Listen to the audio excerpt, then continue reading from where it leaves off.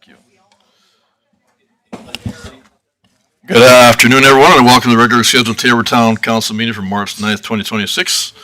Call the meeting to order. Regarding the adoption of the agenda, administration has asked us to streamline this somewhat for better format for today's meeting.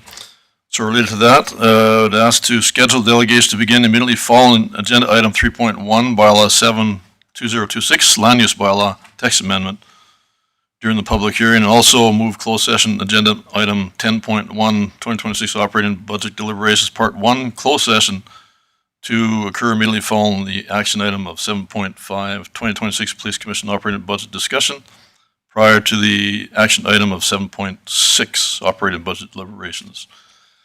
So with that, to accept the agenda as amended, please. All right, motion on the table. All in favor? Carried unanimously. Thank you. And next, we going through public hearings. We do have one public hearing. Item 3.1, bylaw 7-2026 land use bylaw text amendment. I'll call that meeting to order. Just to advise members of the public in attendance who wish to speak against or for bylaw 7-2026 land use bylaw text amendment will have a 5-minute time limit for speaking and must state their full name for the record, and also must state if they are speaking for themselves or on behalf of any group or organization. Mr. Thibault? So it looks like we've got Hillary, who's already front and center, and Great, thank you. she'll go through the routine for you. Yes, welcome. Good afternoon, Mayor and Council. I'm presenting today for the public hearing portion for bylaw 7-2026, which is a text amendment, a number of text amendments to the town's current land use bylaw, being bylaw 13-2020. As you may recall, at the last council meeting, Councillor Sorensen moved that bylaw 7-2026 be given first reading, thus allowing us to advertise and set up the public hearing which we're having today. So as you may recall, administration did create several proposed amendments to the bylaw to address the dissolution of our Municipal Planning Commission and to update our development permitting notification process as a result of that decision, remove home occupations from our development permitting exemption as per the budget, the schedule of fees that was passed in 2025, and then the addition of the definition for net density, and then some minor clerical amendments as noted in your agenda package. With regards to the notification, this public hearing was advertised in the February 25th and March 4th editions of the Taber Times, and it was also placed on the town's website. No comments or concerns were received to date with regards to the proposed amendments. So with that, I will turn it back to you, Mr. Mayor. All right, thank you. Just to confirm, no written against items and or for the That's correct. said changes. Okay, thank you. All right, with that, is anyone present wishing to speak against bylaw 7-2026? Anyone wishing to speak against bylaw 7-2726 a second time? Anyone present wishing to speak against bylaw 7-26 a third and final time? All right, seeing none. Anyone present wishing to speak for bylaw 7-2026? Anyone present wishing to speak for bylaw 7-2026 land use bylaw amendment second time? Anyone present wishing to speak for bylaw 7-2026 third and final time? Seeing none, nothing arising, council. All right, just accept that information, please, as a motion. Councillor Firth. Thank you, Mr. Mayor. I move that council accepts for information the input received at this public hearing for land use bylaw amendment 7-2026 for a text amendment to the land use bylaw. Great, thank you. Motion on the table. All in favor?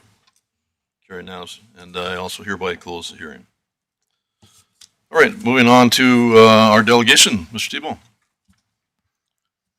Okay, Jackie's here to go through the delegation. Jackie, would you like me to put the presentation up on here? That'd be great. And would you like me to navigate through that, or would you like to do that? If I can sit here, I'll navigate through. That's all right. You can do.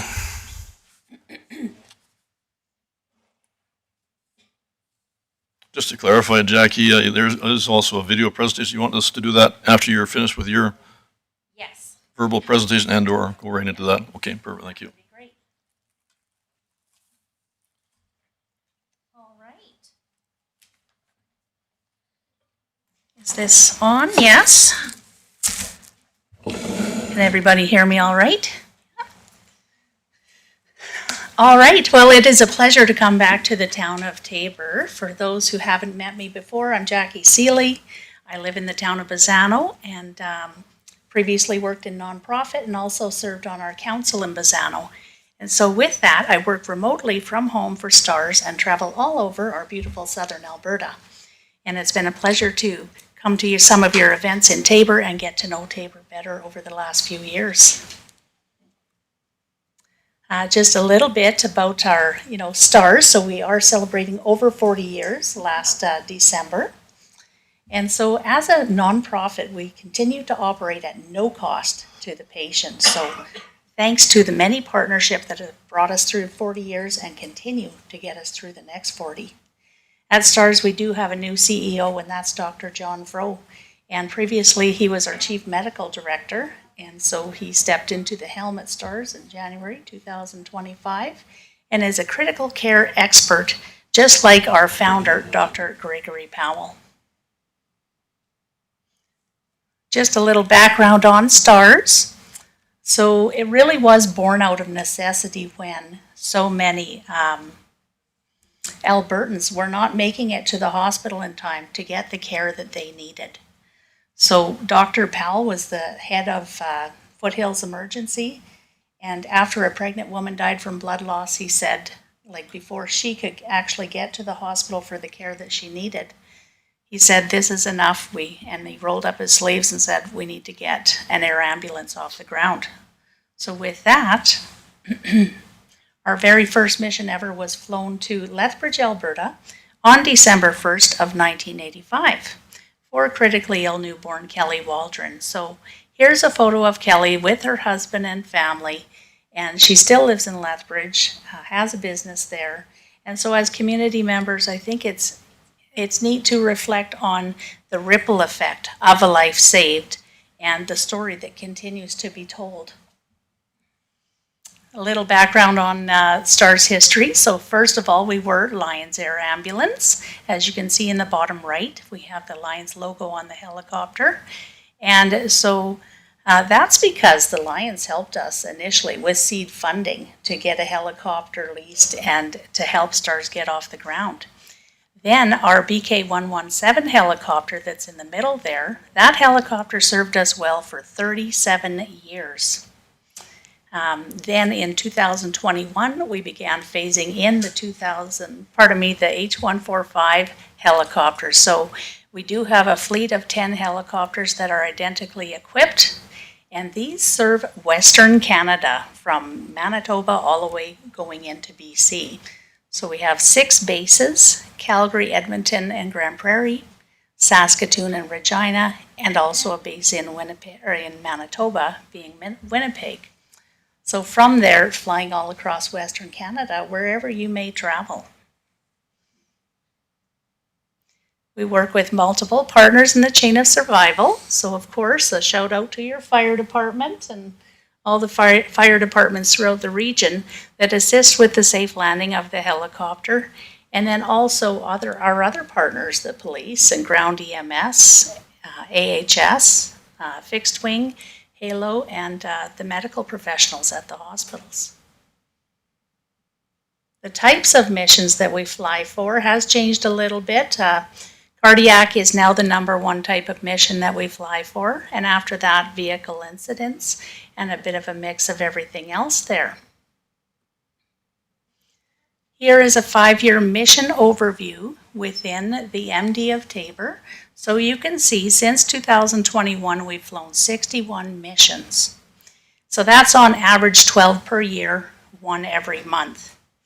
This year, we've already flown 4 missions as interfacility transfers to the Taber Hospital. So normally what's happening is when a patient is ill or injured, they're coming in by ground ambulance, and then if critical STARS is called.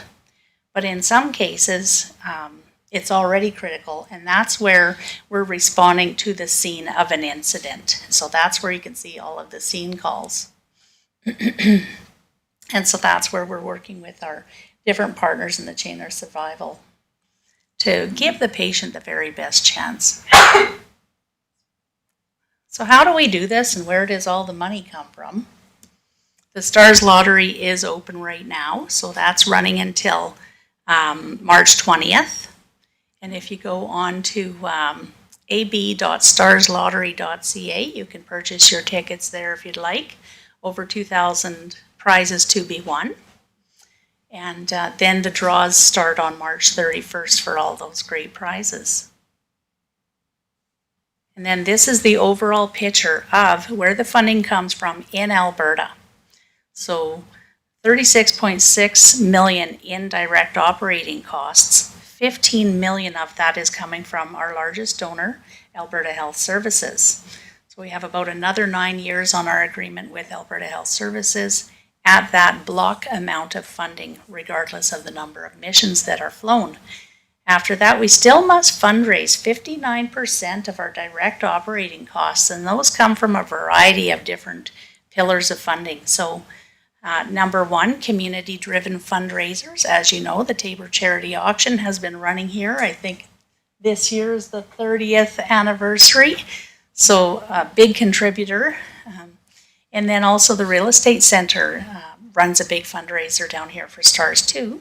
And then there's like over 90 community-driven fundraisers across the province every year.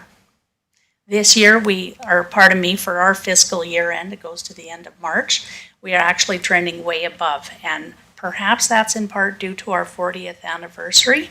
But yeah, there's been a significant increase in the amount of funds coming in through community-driven fundraisers. We also collect corporate, individual, and business donations. And, you know, the STARS lottery is also another 10 million that goes toward our revenue, and that pays for almost one base in Alberta. So that's a big contributor right there. And then the municipal initiative, which the town of Tabor has been part of for the last couple of years. So this map shows you the different levels of support across Alberta and Northeast BC. Municipalities recognize STARS as an essential service within their, you know, as part of your emergency services. So we do have over 95% municipal support with that, and 75% of them are regional leaders. So I'll just show you the different levels. So under the $2 per capita are shown here in the light blue. And then we have our regional leaders that are shown in that sea of blue across the map there. So that's where municipalities are contributing anywhere from $2 per capita up to $90 per capita. Our provincial leaders are shown in the teal green, and so these leaders are contributing at a much higher level of support. Like, for example, Rocky View County, we recognized them with a logo unveiling last year for reaching 1 million in cumulative giving. And so they're honored with the logo on the helicopter.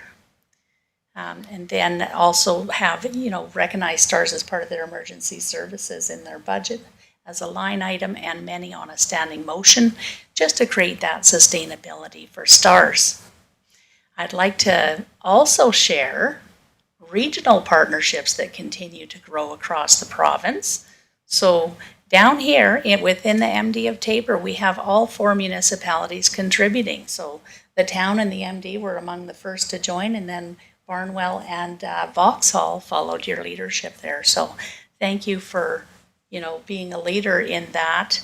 And also across southern Alberta, like we've had a number of new municipalities join the initiative over the last couple years. We're still working on building a full regional partnership within Lethbridge County. So we do have Lethbridge County on board, and Nobleford and Pitcher Butte, and we're still working on, you know, forming more partnerships there, because this is a really sustainable pillar of funding that helps STARS. There's a couple non-supporting areas, but overall, very happy with the level of support. Just to speak to our crew a little bit, every year we send one team of 2 from STARS to compete internationally at the Air Medical Transport Conference. And this is where there's a simulation competition where our team of 2 is faced with a very complex situation. So in this case, farm accident was replicated with 5 different critically ill and injured patients. So our team had to make quick decision making and utilize their skills, and then they're graded on their timing, their decision making, and ultimately the outcome of the patient. So within the 23 years that we've been competing, we've been within the top 3 all 23 years. And then this year again, we took first place. So I believe now it's 9 times that we've been within first place. So very proud of the crew, but I not only mention this because we're proud of them, but because this is what you're supporting. You are supporting bringing the highest level of critical care to your rural area. And so with that, you're giving residents the best chance at survival. So thank you very much for standing behind STARS. So you have been supporting, like I said, since 2024 at $1 per capita on a standing motion. So thank you so much for that support. We do operate 24/7 because we do have the night vision goggle capability, and we do have our own world-class crew that works 2 12-hour shifts. So a life is saved every day, but it's your partnership that continues to make it possible. Thank you. All right, any question for Jackie? Well, thank you so much, Jackie, for your presentation. We have that video ready to roll also. Oh, sure.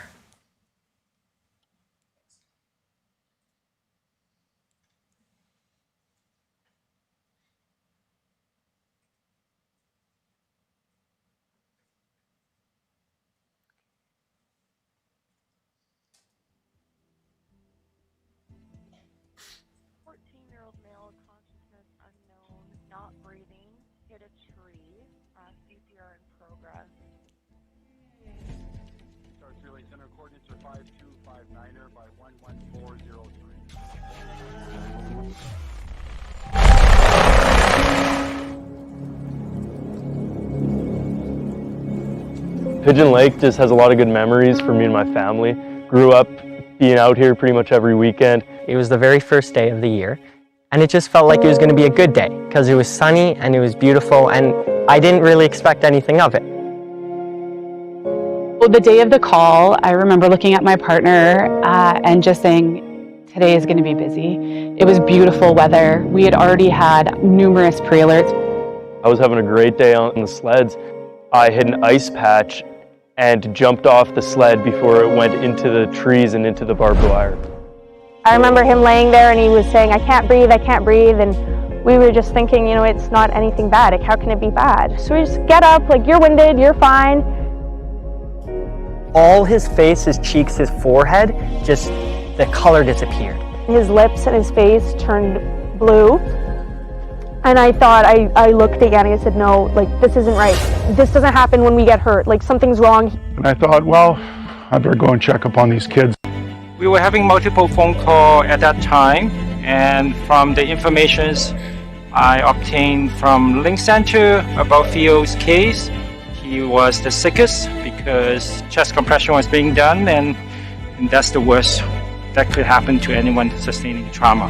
On this particular mission, it was a huge advantage probably for the individual as we were already running, so a very quick response. I remember getting a message from our transport physician saying that I'm diverting you from this trauma to a traumatic cardiac arrest on a teenager. I want you guys to go and give him the best shot. Anytime that you are dispatched to a pediatric patient, it tugs at your heartstrings. No one wants to see kids get hurt. I remember saying to myself, this kid's not going to die with me here. Then the helicopter came and, you know, nobody wants to see that, but you're so grateful to see it in that moment. When kids are involved, quite commonly, you can get kind of chills on a mission as soon as you're on approach and you see some of the scene unfold. And I thought, they found us. They found us in the middle of a field, in the middle of nowhere. They found us, and now somebody's going to be able to help us and hopefully save our child. Once the STARS air ambulance arrived, the flight paramedic that came out basically took control of the whole situation. The survivability of out-of-hospital traumatic arrest is less than 10%. The entire call, we were fighting to keep him alive. He required a lot of interventions really, really quickly. Time was of the essence. You don't become blue quickly. That takes a little bit of time, so it showed us that he hadn't been breathing effectively for a significant amount of time to look the way that he did. And we knew that getting his airway secured was our absolute priority. The Stollery was the answer for him. We needed to get him there as fast as we could. He was in a medically induced coma, and the doctor said he hasn't woken up, and that isn't good. And I thought, okay, this is bad. So I went into the room and I said, Theo, it's Mum. And he opened his eyes. And the doctor said, well, there you go. All you needed was your mom. I think about it all the time. Every call, every mission, at the end of the day, we just want to make a difference for our patients. And knowing that Theo is this amazing kid who's just thriving is the reason why we do what we do. That is what working at STARS is all about. They do the difficult and the scary so that people like my family can have our brother back. I would describe STARS as absolutely essential, absolutely life-saving, absolutely life-changing for us so that we could keep our life the same and not experience a tremendous loss. Stars are angels in the sky for us, and they saved our boy.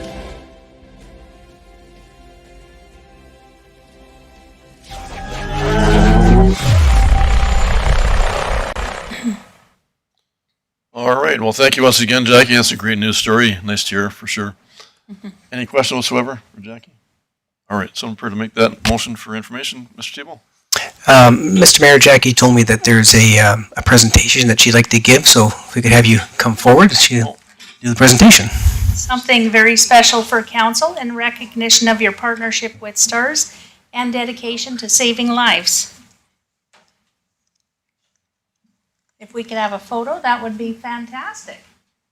All of council in the background also? Sure. Sure works. Megan, you can lead us through this, if you're all right.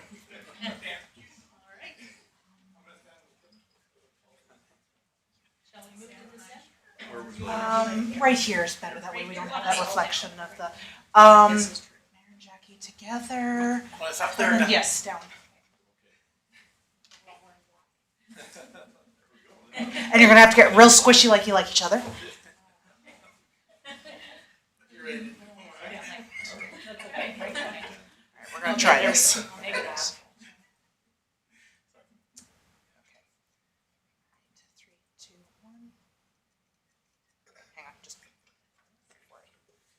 Three, two, one. Okay, some of those will work. Perfect. Thank you. Thanks.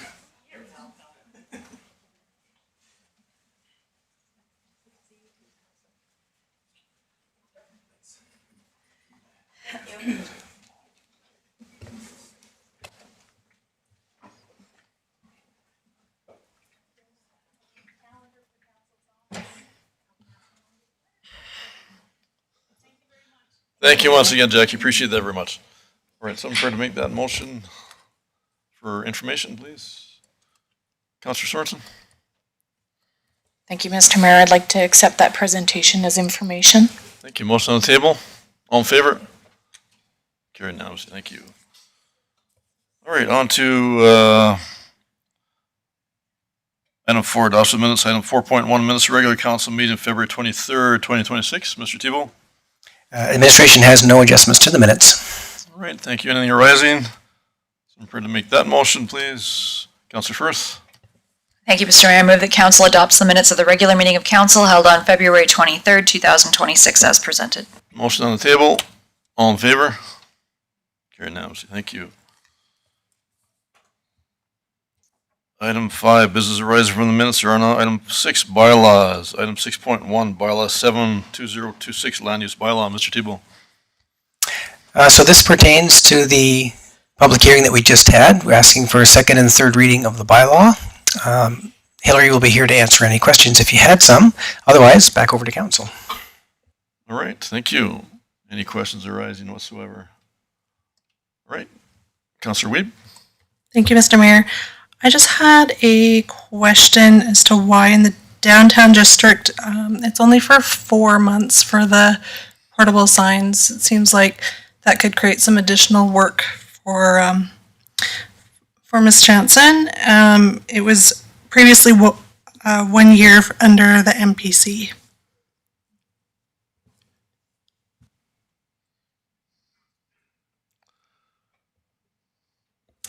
Thank you, Councillor Weeb, through the mayor.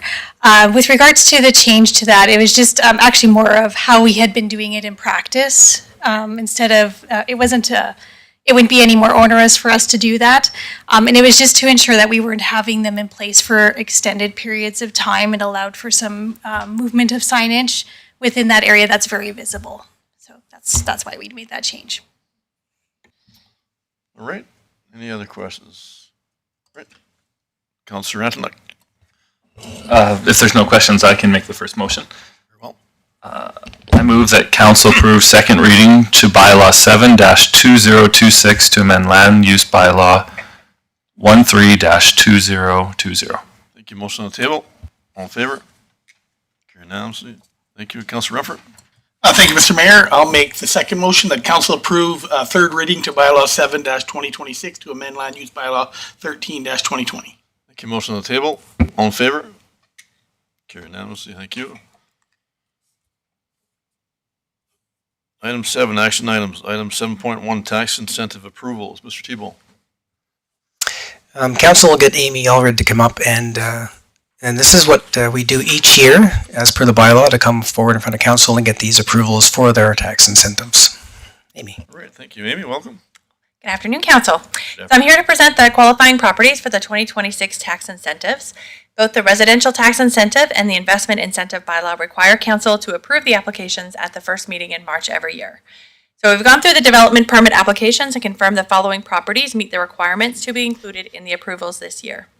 The residential tax incentive program is a 4-year tiered exemption program with the goal of opening new rentals and home inventory in town. And the investment incentive is a 5-year tiered exemption program with the goal of attracting new investment and offering incentives to help local businesses grow. Upon council's approval, each owner is required to enter into an agreement with the town outlining their ongoing responsibilities, such as keeping their tax bills current.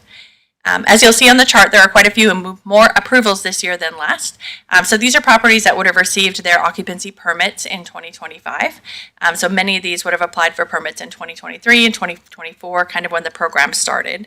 So as you'll see, the program has grown quite a bit in the past year. It's really hard to track these things, but it looks like a really good sign that the program is incentivizing at least some of the development here in town. These numbers represent new properties and additions or renovations that increase the assessment value of the property. So these will be additions to the tax base, gradually reaching their full value. In April, once we have the details on the tax rate for 2026, we will return to council with an estimate of what these properties will add to the tax base at full value. On the list, at the very bottom, there is a final special approval. This was approved by council in 2022. When we first passed the investment incentive bylaw, there were 5 businesses who started construction but had not received their occupancy, and they came to council to ask if they could still be considered for the incentive, which council said they could receive the final 3 years of the program. This business was delayed during construction and just received their occupancy last year, so that would make them eligible for the final 3 years of the program as council approved to start this year. So are there any questions? Right, no questions whatsoever. All right, thank you. Councillor Sorensen. Thank you, Amy, for the presentation, and I think that's applause and hats off to council for the foresight of helping with working with administration to create this program to help residential and commercial businesses. So I'd like to make the first motion. Very well, you bet. It needs to be 2 separate motions. I believe so, right? So the first one, that council approves the applications for the residential tax incentive to start in 2026 as presented. Thank you. Motion on the table. All in favor? Opposed? Carried. Thank you. All right, second required motion. Councillor Firth. Thank you, Mr. Mayor. I move that council approves the applications for the investment incentive to start in 2026 as presented. Thank you. Motion on the table. All in favor? Opposed? Carried. Thank you. Item 7.2, 2025 write-offs. Mr. Tebow. Not one of our favorite topics to discuss, but we'll have Mr. Rob Osmond come forward and explain where we're at with the write-offs. All right. Thank you. All right. Rob, welcome. Thank you very much, Council. So each year we go through as part of our financial process and evaluate accounts that we believe have become uncollectible. So there's a couple of different categories that we look at. One is there's an amount identified here as $2,819. This is coming from three different accounts receivable accounts, so these are not tax accounts. We have been either we're unable to locate or there is some other barrier to collection. We've gone through all the pieces that all the tools we have at our disposal to collect, but it is doubtful that we will ever be able to collect these amounts. Sometimes it's a bankruptcy, there's a number of reasons, but we have three accounts that we believe this year have become uncollectible. We also take this time to highlight the other tax write-offs that happen during the year. So those three that I mentioned before are account write-offs over $500. There are also account write-offs under $500, and administration has written off $348.33. The provincial grants in lieu of taxation. These are typically they're provincially owned properties. The province doesn't pay taxes, they provide a grant in lieu. However, the grant in lieu program currently returns funding at 75% approximately of their determined value, which is also different than the actual value. So there is a difference between what the province is prepared to pay and what we charge. So we have to write off the difference. There is also some write-offs involved in the Meadows property. These are per an agreement with that development. And then the tax incentive write-offs as per the council approval. So we just put all of this information together. We ask council for two things. One is the approval of the write-offs of uncollectible amounts over $500, which is the 2819, and then that council accept the report on the other write-offs that have been completed in the year. All right, thank you. Any other questions whatsoever? Councillor Sorensen. Thank you. This is the first time I've seen this type of write-off before, so I guess I just need a better explanation as to like what these are. Property taxes, utilities. So the three. Yeah, the three. So these are not tax accounts. These are accounts receivable. So typically they could be for things that aren't attached to the property. So potentially they are billings for other services or potentially utilities. But in the course, there's lots of things that we bill out for, right? Even bulk water services, and actually bulk water here might be prepaid. Anyway, there's a number of services that we would bill out for, and you would have an accounts receivable account. And these three accounts have become uncollectible. Sometimes, often with utility accounts, they're not able to be attached because you have a renter in place, and the renter has disappeared. We can't find them. The collections company can't find them. We can't collect them. But also, if you have accounts that are held by corporations, so if you had landfill tipping charges for a corporation, and then the corporation went bankrupt, you wouldn't be able to collect those. those. So that's the type of thing that we see in here. Okay, yeah, I just have never seen this before. So I'd be prepared to make the first motion. All right. The council approves the write-off of uncollectible accounts in the amount of $2,819 as of December 31st, 2025, as attached. Thank you. Motion on the table. All in favor? Carried now. Thank you. The second motion. Councillor Firth. Thank you, Mr. Mayor. I move that council accepts for information the attached list of amounts that have been written off. Thank you. Motion on the table. Councillor Sparks. Just a comment before we vote on this. With the amounts written off, yes, I know there's tax incentives and things like this, but the money for these write-offs has to come from somewhere.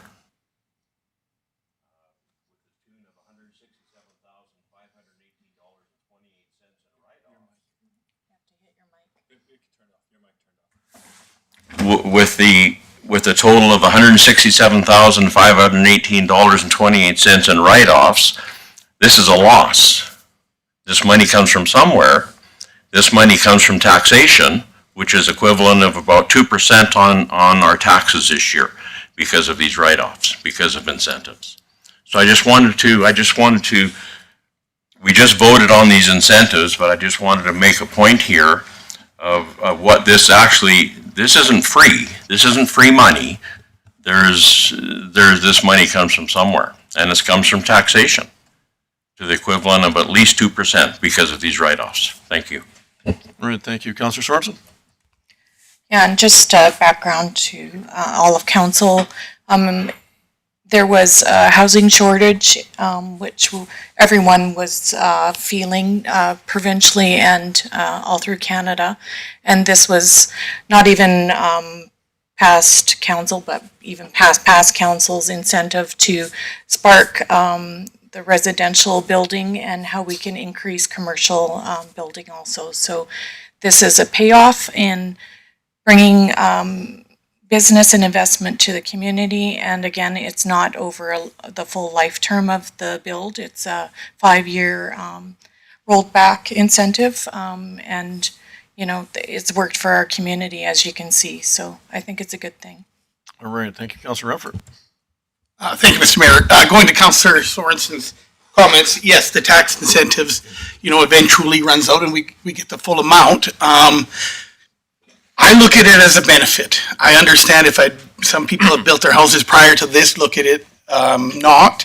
But the amount of money that the town has a budget for a year is divided by the amount of people we have taxes. If more housing comes in, if more business comes in, that gets shared less. So it is a positive to the whole. I understand there is a number that looks negative at the start, but years down the line, as this money starts coming into our budget, I would say it's a positive.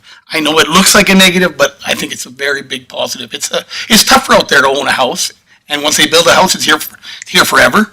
Small business is tough to get a little break on that. Hopefully, you can make it 5 years. It's tough enough to make it 5 years without an incentive. So I'm for it, but I understand Councillor Sparks look at it, that the money's got to come from somewhere. However, I just got to look to the future of the town. All right, thank you. And I would say also just to confirm this win-win all the way around for the duration. And this model was also fall under some other models, I should say, right, Mr. Thibault? And so we didn't just reinvent the wheel here. We saw that working elsewhere and investigated that, and that's kind of where that came to be. And Rob, you said you had a question also? I was just going to provide the added commentary that the tax incentive programs, the way that ours is modeled, the portion that we're writing off for tax incentives is before that revenue is first recognized on in our tax revenues.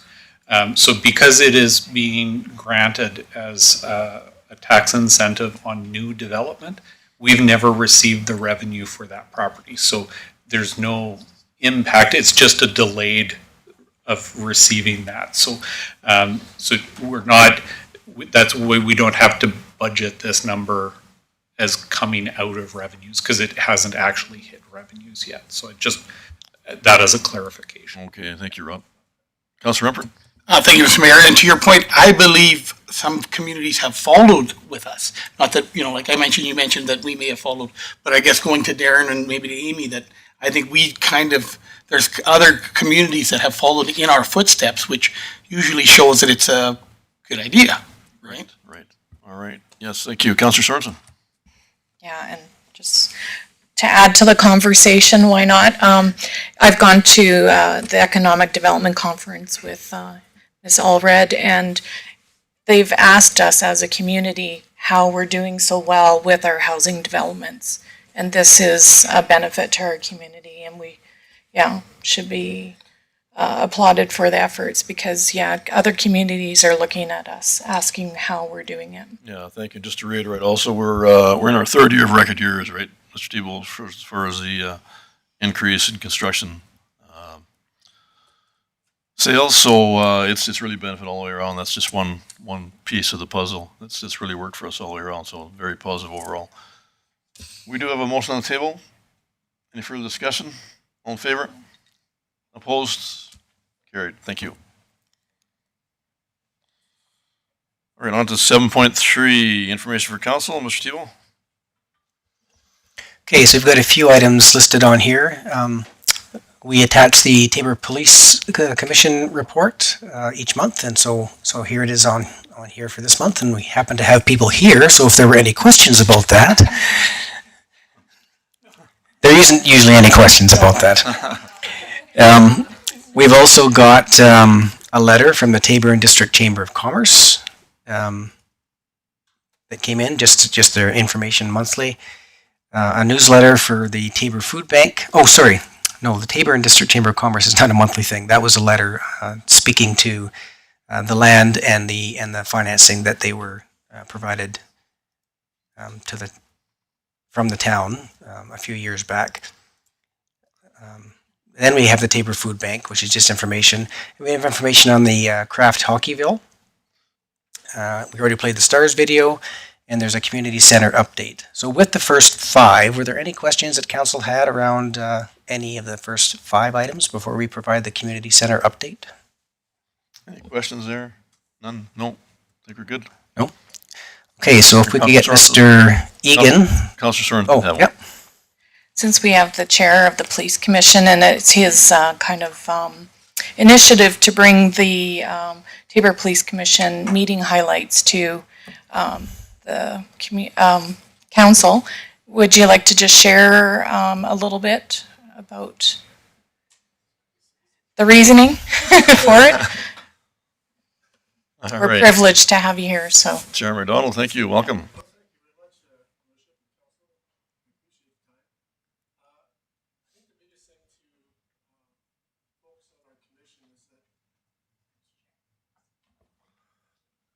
I was wondering why I couldn't hear me. I think we, as a group, we represent the community, the whole community, and make sure that every voice is heard. We are hosting this year the AAPG conference here in Taber. We had to scramble a little bit when our site for the meetings are going to be cleaned up or not available.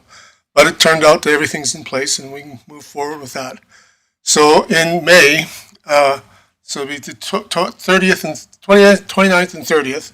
So the actual meetings are going to be held on my birthday. So it's a nice way to end my time with the commission.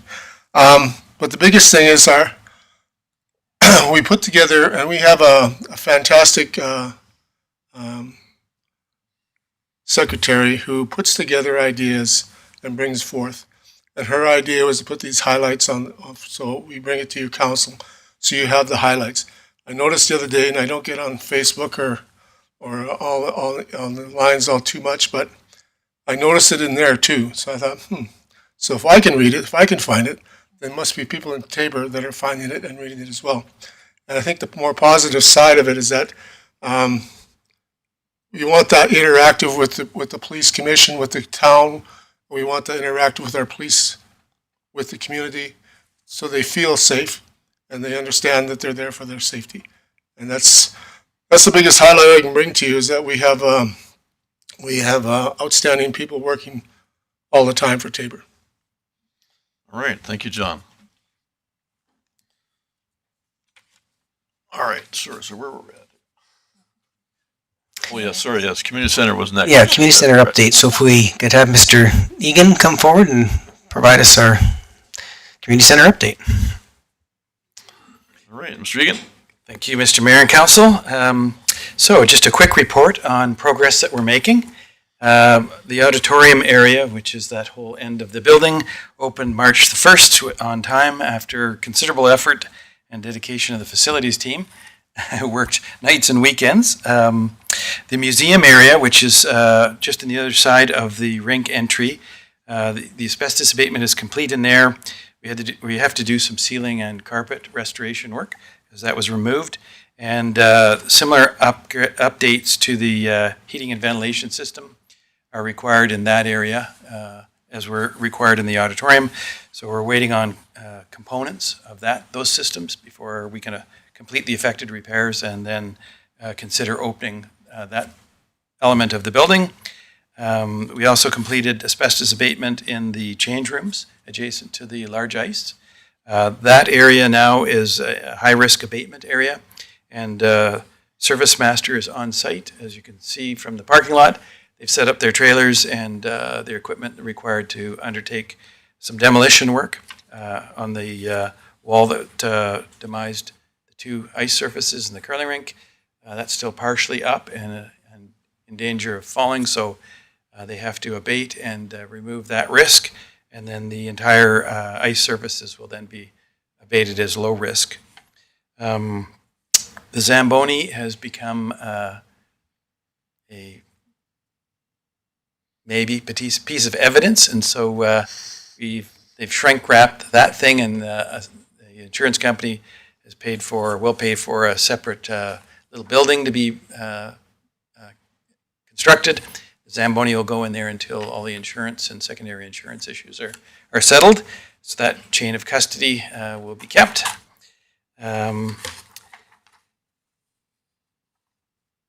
Service Master is setting up temporary power for that abatement work and to get a little bit of heat in the rinks. And then the HK is the actual abatement contractor subtrade. They've been on site since mid last week, and they're setting up their facilities, and they should start abatement activity tomorrow, demolition and abatement. And so that's the kind of the big components that we have underway at the moment. All right, thank you. Any questions whatsoever? Councillor Antlich. I guess the big question that everyone will ask me, are we on schedule? Are we doing good that way? Generally, yes, we are on schedule. Like I mentioned, the facilities guys and the various contractors, we used VHL in town and to do the first three pieces of abatement. And using them allowed us to move quite quickly and get Service Master set up. So so far, so good. There's still a little bit of unknown as far as scopes of work. That should be sorted out in the next couple of weeks as the abatement takes place in the high-risk area and that wall comes down. We'll be able to assess structure, mechanical, electrical systems, compromise, and start removing things like banners and heaters that can't be cleaned, and then sourcing replacements for those, either cleaning and or replacements for those elements that are in the rink itself. So we get every day we get smarter, and but yes, generally we're on pace to where we wanted to be. All right, thank you, Mr. Thibault. We'll have a few, obviously, community center updates throughout the course of time, but this particular update, I wanted to specifically mention the facilities group, Blake, Jared, Jason, and Jonathan. They worked tirelessly to make that March 1st date. I don't even know that I looked at a calendar when I said March 1st to begin with, because that happened to be a Sunday, so that they put an awful lot of effort in, and I just wanted to recognize them, along with the few of the rec staff, Laura, Melinda, and Ethan, who went in and did a whole ton of cleaning so that folks could come back to a pretty decent looking space. So There'll probably be more mentions in the future, but I wanted to mention them specifically because they were the ones that made March 1st possible. All right, thank you. Councillor Rempert. Thank you, Mr. Mayor. I guess to Darren, and yeah, I had multiple people in town that were just shocked how quick everything was going. And people were working on the weekend in the wind, and people were very happy. Where I thought it would be more negative, it's been a lot of good, positive stuff. So, like, hopefully, Josh keeps you on that timeline. Ouch. All right, thank you. No other questions? Nothing further, Mr. Tebow, on that? Nope, that takes care of our items. All right, okay, thank you. Next would be item 7.4, notice of motion. Councillor Sorensen? So I do have one. I forgot to tell Mr. Tebow that we were going to go ahead with this, so sorry about that. But I feel that the municipal development plan bylaw maybe needs to be amended or updated. It's been 10 years since it's been reviewed. So I would like to make the motion, notice of motion, that council direct administration to provide information and a schedule on the review and update of the municipal development plan bylaw 7-2016 as amended by bylaw 11-2020. All right, thank you. So just to clarify in that format, that's just goes ahead on the next agenda for some further discussion, other input from administration, correct? Correct, yeah, there's no voting or anything at this juncture, and I figured it was going to come out, so I printed it off to make sure that No, and we had all I have it seen here too. several possibilities. This is one of them. We'd seen these before, right? So- Correct, yep. Okay, so we're all good with that? Okay. Perfect, thank you. Moving on to item 7.5, 2026 Police Commission Operating Budget. Mr. Tebow. Thank you for waiting, Chair McDonald and Chief Abella. You can come forward and we'll run through your operating budget presentation. Chair McDonald, welcome once again. Thank you, Your Worship. If I lose my voice, I've been down in the Dunedin's cheering on the Blue Jays. But thank you for the time. I appreciate this. We've been working hard delivering on this budget and wanted to present this for approval for you to review. This presentation outlines the Taber Police Service and Victim Services operating budget requests for 2026, along with our annual policing plan as required under Section 21-1 of the Police Act. The primary drivers of the proposed budget increase are limited and strategic, specifically the tuition and stipends associated with one training recruit. At the same time, we've hired a senior experienced officer who will commence shortly. Hiring experienced personnel generates significant cost efficiencies for the service and strengthens operational capacity. There are no anticipated staffing departures in 2026, and we are not requesting any staffing growth. At the request of the Director of Corporate Services, we are establishing a dedicated contingency for biological exhibits. This approach removes the unpredictable pressures from annual tax base and creates a more sustainable and responsible funding model. The 2026 Victim Services budget remains in negotiations as provincial funding discussions operate on a different fiscal cycle than the town. These discussions are not expected until March 2026 to ensure transparency and accountability. A new cost center 2.26 has been created and is presented for Council's review. We have also achieved cost savings and external funding success. Following the finalization of the provincial procurement agreement, we successfully renegotiated our Axon contract, reducing costs from the original quote. In addition, we secured $22,000 Government of Alberta grant to support Axon digital evidence. From a regional service delivery perspective, we have expanded our peace officer dispatch program by onboarding the City of Brooks and refreshing service with Coaldale. A third municipality has expressed interest in this discussion. These partnerships strengthen regional collaboration and improve service efficiency while creating shared operational value.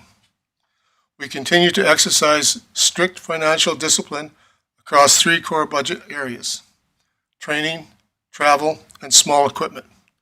All expenditures are carefully reviewed to ensure they align with operational priorities, succession planning, and evolving service demands. As policing becomes more complex and needs for specialized and continuous training has increased, our budgeting reflects that reality in a controlled and accountable manner. For 2026, we have secured these 3 new grants. $150,809 through the Guns and Gangs grant, $19,800 from the Palex Foundation, and $8,000 through the Federal Victim Services Grant. The Guns and Gangs grant represents the primary driver behind increased expenditure in small equipment category and is fully supported. Finally, the Police Commission has reviewed this budget in detail line by line. The Commission is confident that this is a lean and disciplined and responsible budget with minimal contingency and no unnecessary growth.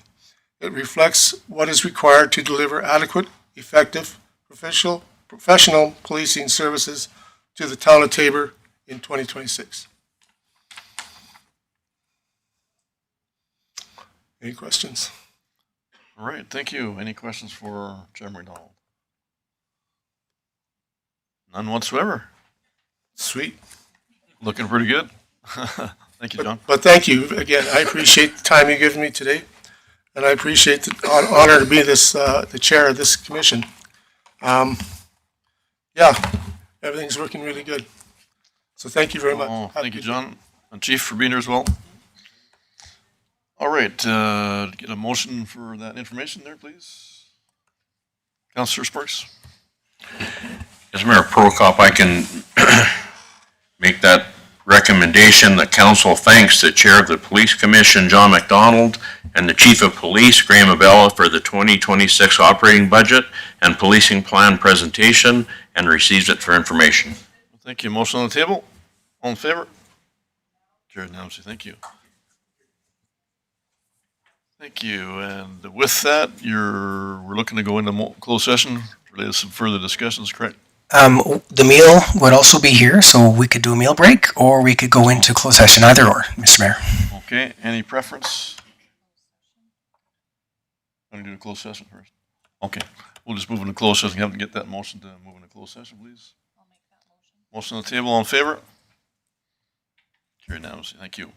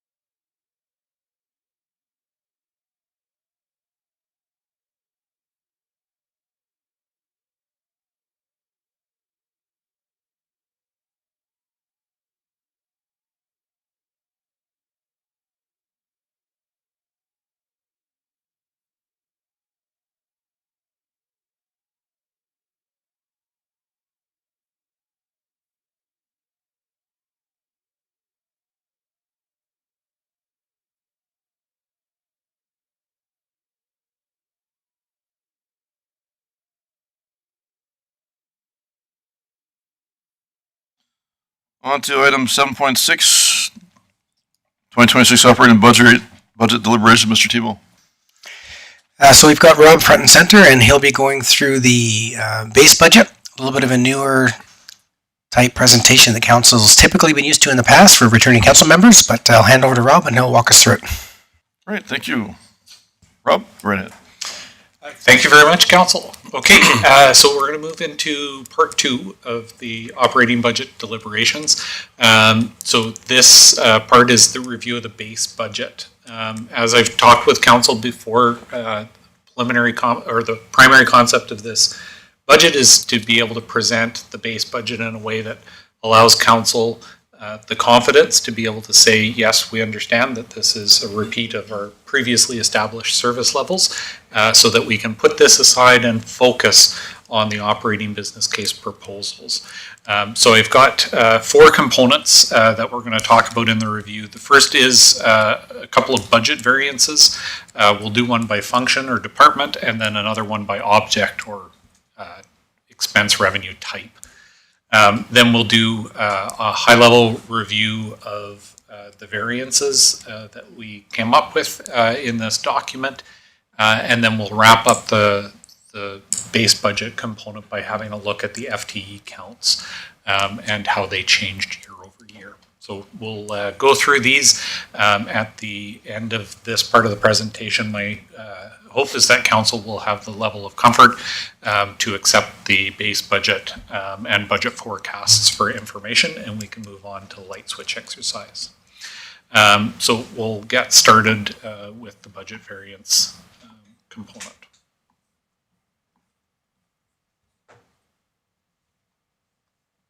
All right. So when we review the budget at the council level, I do keep it summarized at the highest level, which is these kind of major departments. The reason we do that is because we try to keep council's review of the budget at the high level. But so council is aware, when administratively review the budget, we do go right down to the individual accounts and what's budgeted inside them. So all of this information we present here tonight is backed up by the very fine details of budget making. But in the effort to let council get to its work, we try not to present all of that to you. I will also point out that there are, at this level, there are some departments that are combined for the purposes of reporting that aren't typically combined. An example would be protective services. So these categories are the categories that are defined by the provincial government for financial reporting. So police, fire, ambulance, all of these types of functions are grouped together in protective services. Of course, here in Taber, the Taber Police Service is not a function department combined with fire in a protective services department the way it is in other places. But for our reporting purposes, they live in protective services. So when we look at these categories, that's what we're looking at. So what I draw your attention to overall is the 2026 budget versus base budget versus the 2025 base budget is overall $141,313 less. So that's a very common thing when we look at the base budget, is because it is all of the things that we have normally done on those pre-established service levels. One more time, those costs do increase because we have things like contract negotiations, the cost of individual products increase, those types of things. But the other thing that comes out of the base budget is all the one-time purchases that were approved before. So projects, operating purchases, those types of things that were 1 year type projects, those come out of the base budget. And so that 141 represents that. So the overall expenses, if we stripped out of the 2025 budget, we stripped out those one-time pieces, you would see that our expenses have increased over time. But we can see on here that we've got a 141,000 in revenue that's coming out. This number will come up a couple of times tonight. In terms of revenue overall, we see approximately a 3% increase in revenue. The biggest contributors for this increase are in taxation, where we see the growth, the assessment growth captured, as well as in protective services, where particularly in the TPS function, we saw a couple of grants that are new, and the chair of the commission in his presentation this evening had highlighted those grant revenues as well. So those are the biggest places where we see those increases. Expenditures overall saw a 2% increase, and the largest increases in the budget coming from protective services, and those are the expenses related to those grant programs, as well as in utilities and planning and development. And we'll speak a little bit to some of those as we go through. The other way that we look at the variance analysis is by object. And so this is where we look at it by function. That helps us look at the individual departments within the organization and understand how those changed. The by object or by expense type, revenue type, helps us take a look at certain individual pieces to help us understand how they've changed. So we can see if we start out at the top in revenue, we have the net taxes. We have variance here of about 4% or $500,000. This represents, for the most part, growth. We don't see in these variance analysis the impacts of changes to provincial side requisitions. So that being the designated industrial school tax, or even the Taber and District housing, seniors housing allocations, because those are net zero to the municipality. We collected on behalf of another entity, so we won't see a variance when those numbers change, because if we collect more, it's because we have to pay more. The other thing I'll highlight on here is, and we'll talk a bit about it later, is salaries, wages, and benefits. The net increase in this area of spending was about 7%, primarily driven by increases to the police wages contract, the management contract, and the QP contract, all of which are negotiated with new rates in 2026. So those are represented here. There are a couple of changes that council had, a couple of positions council had previously approved that are also captured in this number. And we'll take a closer look at that when we do the FTE review. Other areas where we've seen some changes would be in contracted and general services. So the contracted and general services, materials and goods supplies, are the two categories where we do the bulk of our spending. So this is buying the services that we use to move through all of the things that the municipality provides, as well as those tangible things that we buy, the projects or products and other pieces and parts that we buy. And so the increases that we see there typically are being pushed either by consumer price index increases, general inflation, but we also see those are categories where we would see, for example, insurance. So we did see this year a significant increase in our overall insurance expense. So it is, I think it's approximately a 23% increase in the insurance overall. That captures two components. One was we had been the lowest rated within our group, so we had lower than average pricing within our group from the insurance provider, and so it was our turn to be reevaluated, and we saw those values go up. And then there were some increases as a result of the community center event as well. So we have seen an impact to the insurance rates for those. So those are some of the things we see in those big category expenses. I will highlight too, we do see in the budget amortization. It's right in the middle of the expenses, 2,690.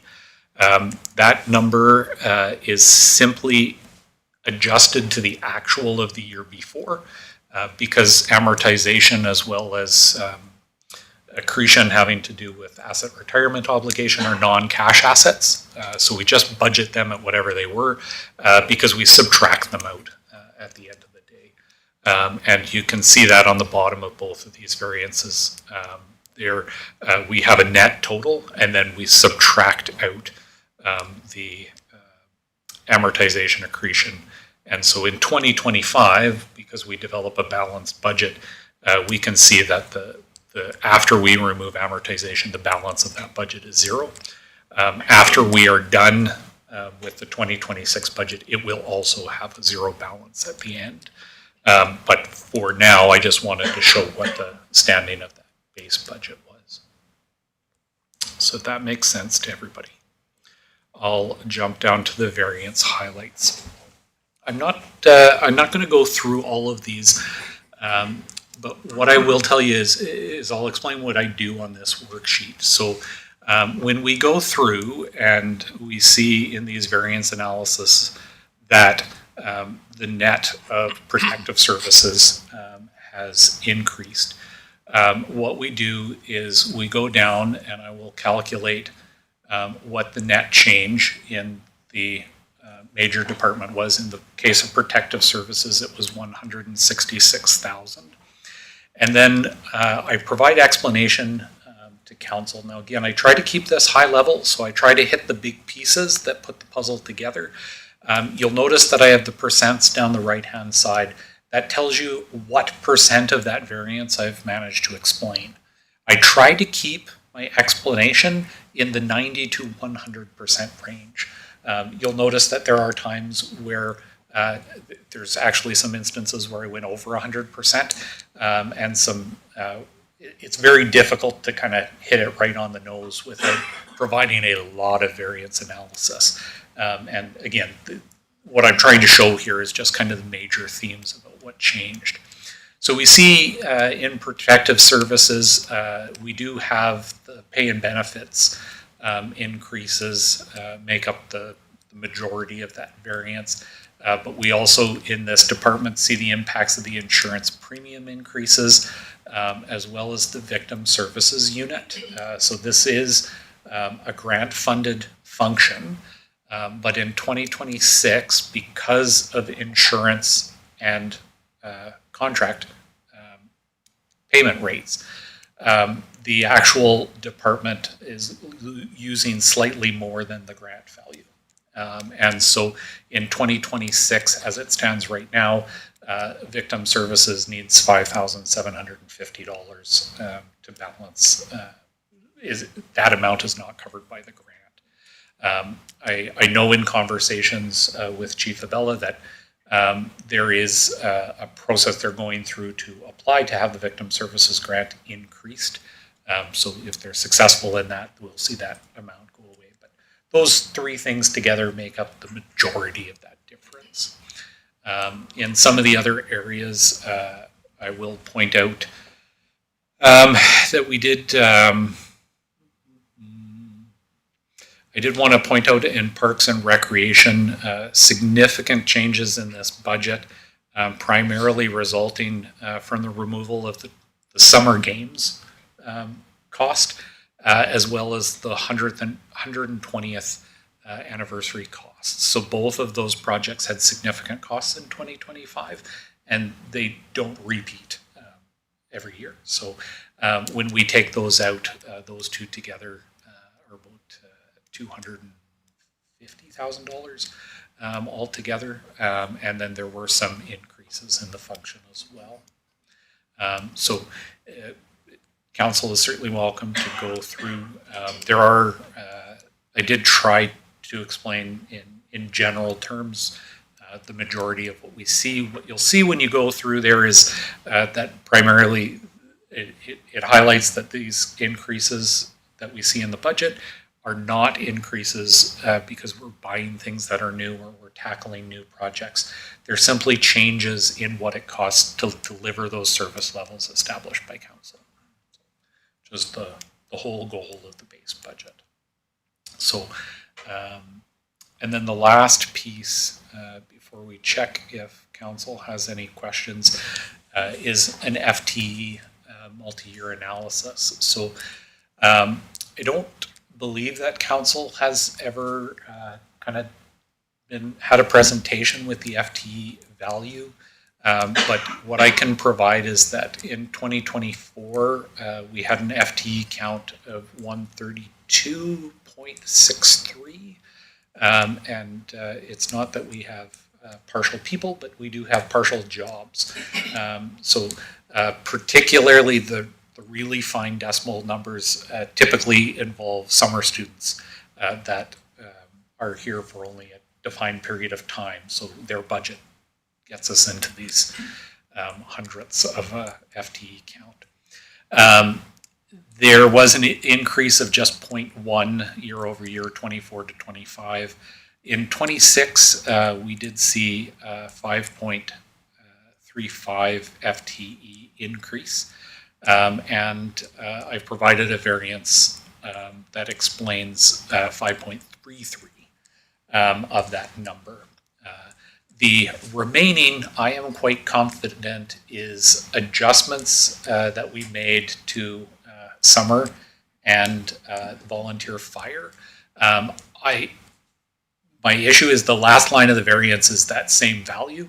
And when I calculate it, I only get a 0.26 EFT change, but I'm pretty sure that's my rounding. There's a rounding issue in there that makes up the other 0.2 or 0.02.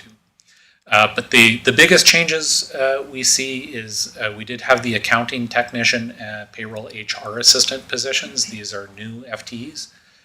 They were partially funded by contract positions that we eliminated out of the corporate services department. And I had brought this to council last year, and those were approved.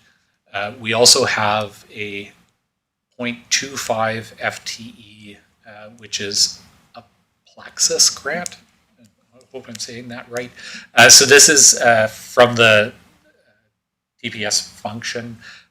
Plaxis has provided some funding to do some additional work in the policing area, and they've provided funding for this grant position for 2026. So that's where that quarter comes from. Then we had a casual custodian was missed in the 2025 budget. I believe it was because it was transitionally vacant during the time we were preparing the budget. And so there was nobody attached to that position at the time of the budget, and I think that's how it got missed. But either way, that is a position that was approved in the budget and is now filled, so we wanted to make sure it was reflected there. We did have one new officer out of the TPS group that became attached to the alert service, which is the provincial program, and there's a 0.4 FTE attached to that. And then there was a constable that was underfunded. Again, I believe this is a transitional vacancy. It was a position that was vacant in the first part of 2025. And so I think it was only budgeted for a portion of the year, although the full FTE is approved in the budget. And so it's returning it to its full value. Then we had the addition of the victim services, because in 2025, the victim services was not included in the FTE count. It wasn't included in budget until council added it in the summertime. And so they are recorded in the FTE count for the first time. And then the last change was we had an ECDEV assistant, an economic development assistant, who had been budgeted in 2025 for less than a full year. There were a couple of old assistant positions in the software, and I think we carried the wrong one forward. So we were supposed to carry a full FTE. The one we carried forward was 0.75, so we had to add the 0.25. But again, all of those, with the exception of the two new positions, the Plaxis grant, are all positions that previously existed within the system. So that's why I said earlier in the presentation, we know that the salary and wages benefits line increase is generated primarily from changes in the contract rates that were signed over the last year, because we know that there was actually very little change in the overall FTE count. So that's how I go through, do a full analysis on the base budget, make sure that I'm able to explain to council the differences that we're seeing. And so my hope is with that information, council feels pretty confident, but I'm sure you will have some questions, so I'll let you ask them. All right, thank you, Rob. Any questions arising? I spoke too soon. Yeah. Councillor Sorensen. Not a question, but just a comment that as salaries and wages and benefits, you know, I want to provide good paying jobs with the community in the town. But again, we're at $1 million of an increase in our budget, and we don't have Mr. Beckering here to do the math, but I think 4% is almost 500,000, so it's almost 8% increase that we have to generate in revenue to offset that. Is that a correct statement? Yeah, so it's about a 7% increase. There's approximately, it's about $100,000 is probably those new positions. The quarter is grant funded, so maybe not all of that is a direct tax increase. Yeah, we estimate a 1% tax increase is about $119,000. 19, yeah. And it just seems to be an ongoing trend, and you know, we have to really focus on the service level and what we want to provide for the community, but also be fiscally responsible and not, you know, have to increase taxes, because that tends to be our only way for revenue. So that's just my comment, is this is a line item I discuss year after year, and you know, you want to pay everyone very well, you want to provide the same services, but at what cost? And what cost to the taxpayer? Yes, all right, thank you. I would agree with that too. That's, I guess, trying to maintain some form of balance, Rob. That's, how do we do that over time? You know, to have the complete answer for that is that, I think that's more than a reasonable statement by Councillor Sorensen. I would echo that as well. So we got to be very careful, very cautious, very fair and reasonable also, but to be cognizant of that going forward. Any other questions? Comments? All right, nothing more your end on that, Rob? Nothing for the base budget. All right, there was an informational motion, I believe, suggested.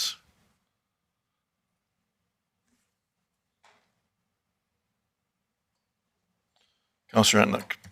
Thanks, Mr. Mayor. I'll make that recommendation. I move that council accept the report on the 2026 base budget and 2027 through 2029 base budget forecasts for information. All right, thank you. Motion on the table. All in favor? Oh, sorry. Councillor Sorensen.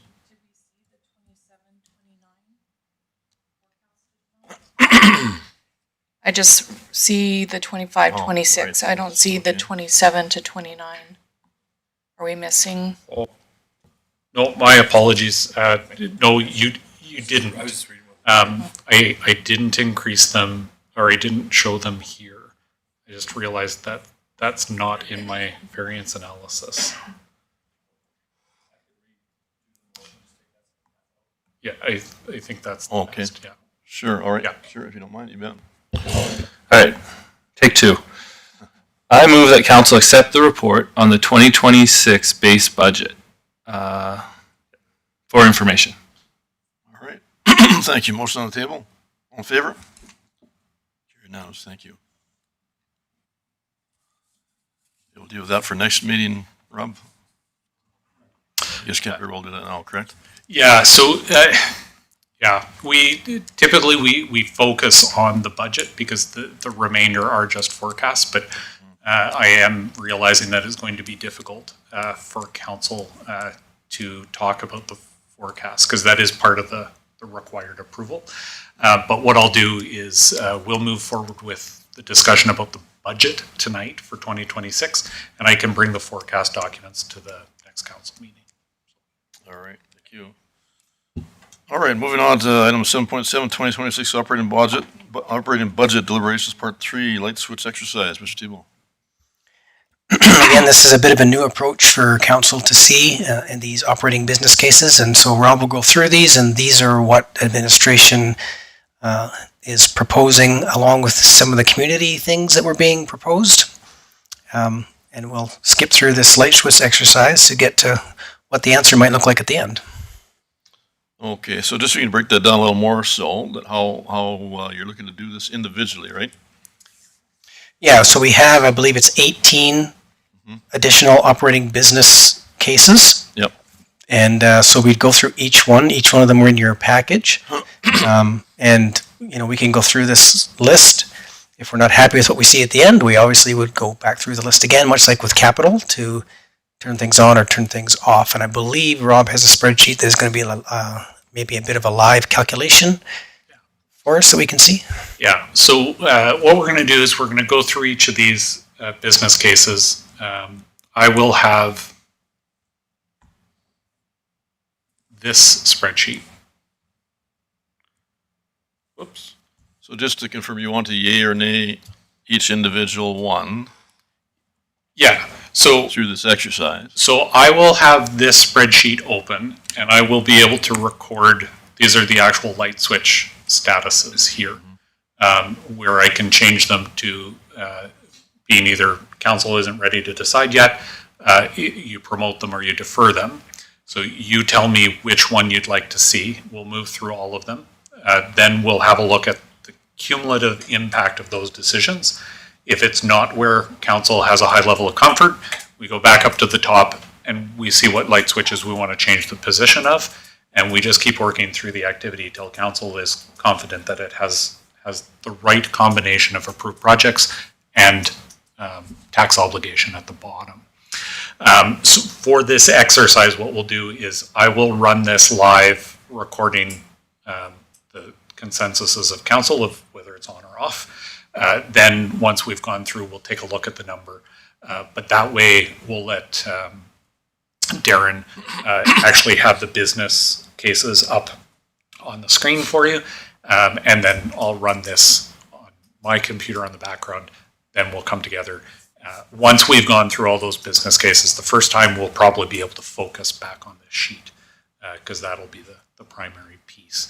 And then if there's anything in the process, we decide that there are other operating business items that we would like to include here, we can certainly add them to the worksheet.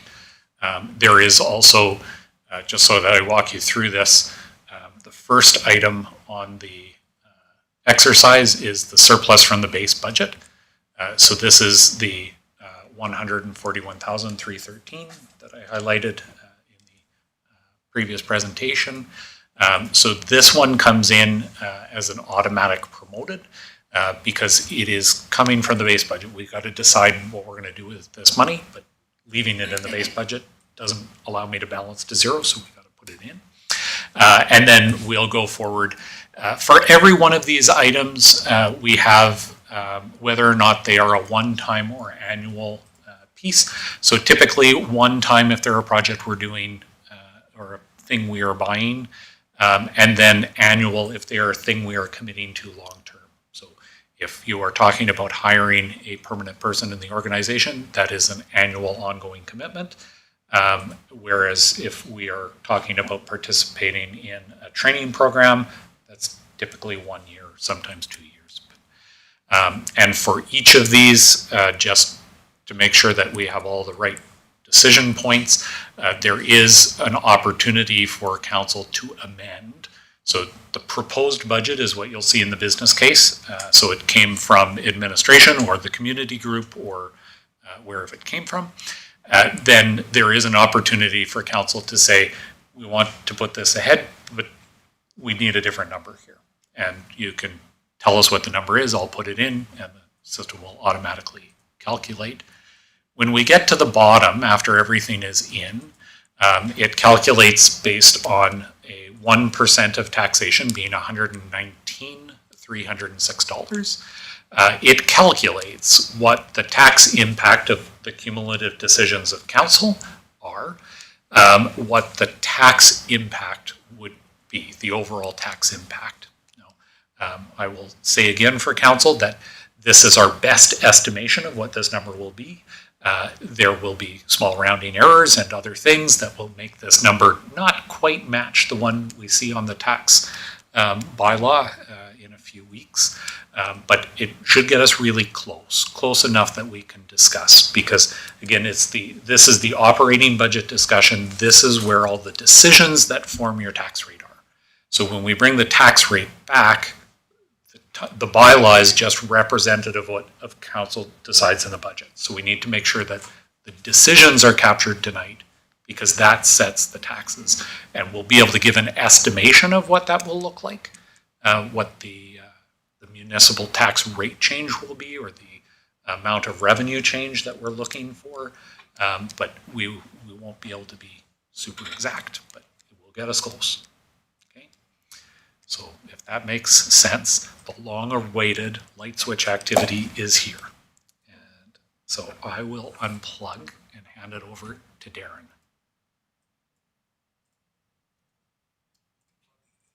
Oh, I need to plug it back. Okay.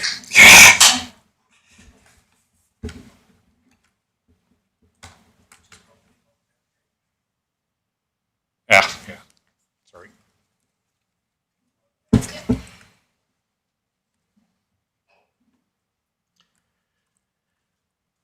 So as we go through these, as we go through these business cases, I'll probably provide commentary on some of them. We do have all the directors and managers that have business cases in front of council tonight here, because I am not the expert on their business cases. So if you've got questions about those business cases, we'll invite them up to help council get a better picture of what it is that they're proposing.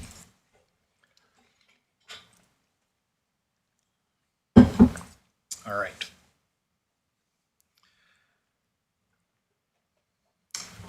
All right, so I'm going to quickly talk to these first ones. So back in September, we invited the community-related organizations, 6 groups from the public, to come in and provide presentations to council along with 3-year budget plans. Those, the ones that were referred, which I believe were all of the community-related organizations that were referred to budget, are here tonight. The amounts we see in their scope statements are what they put in their ask of council.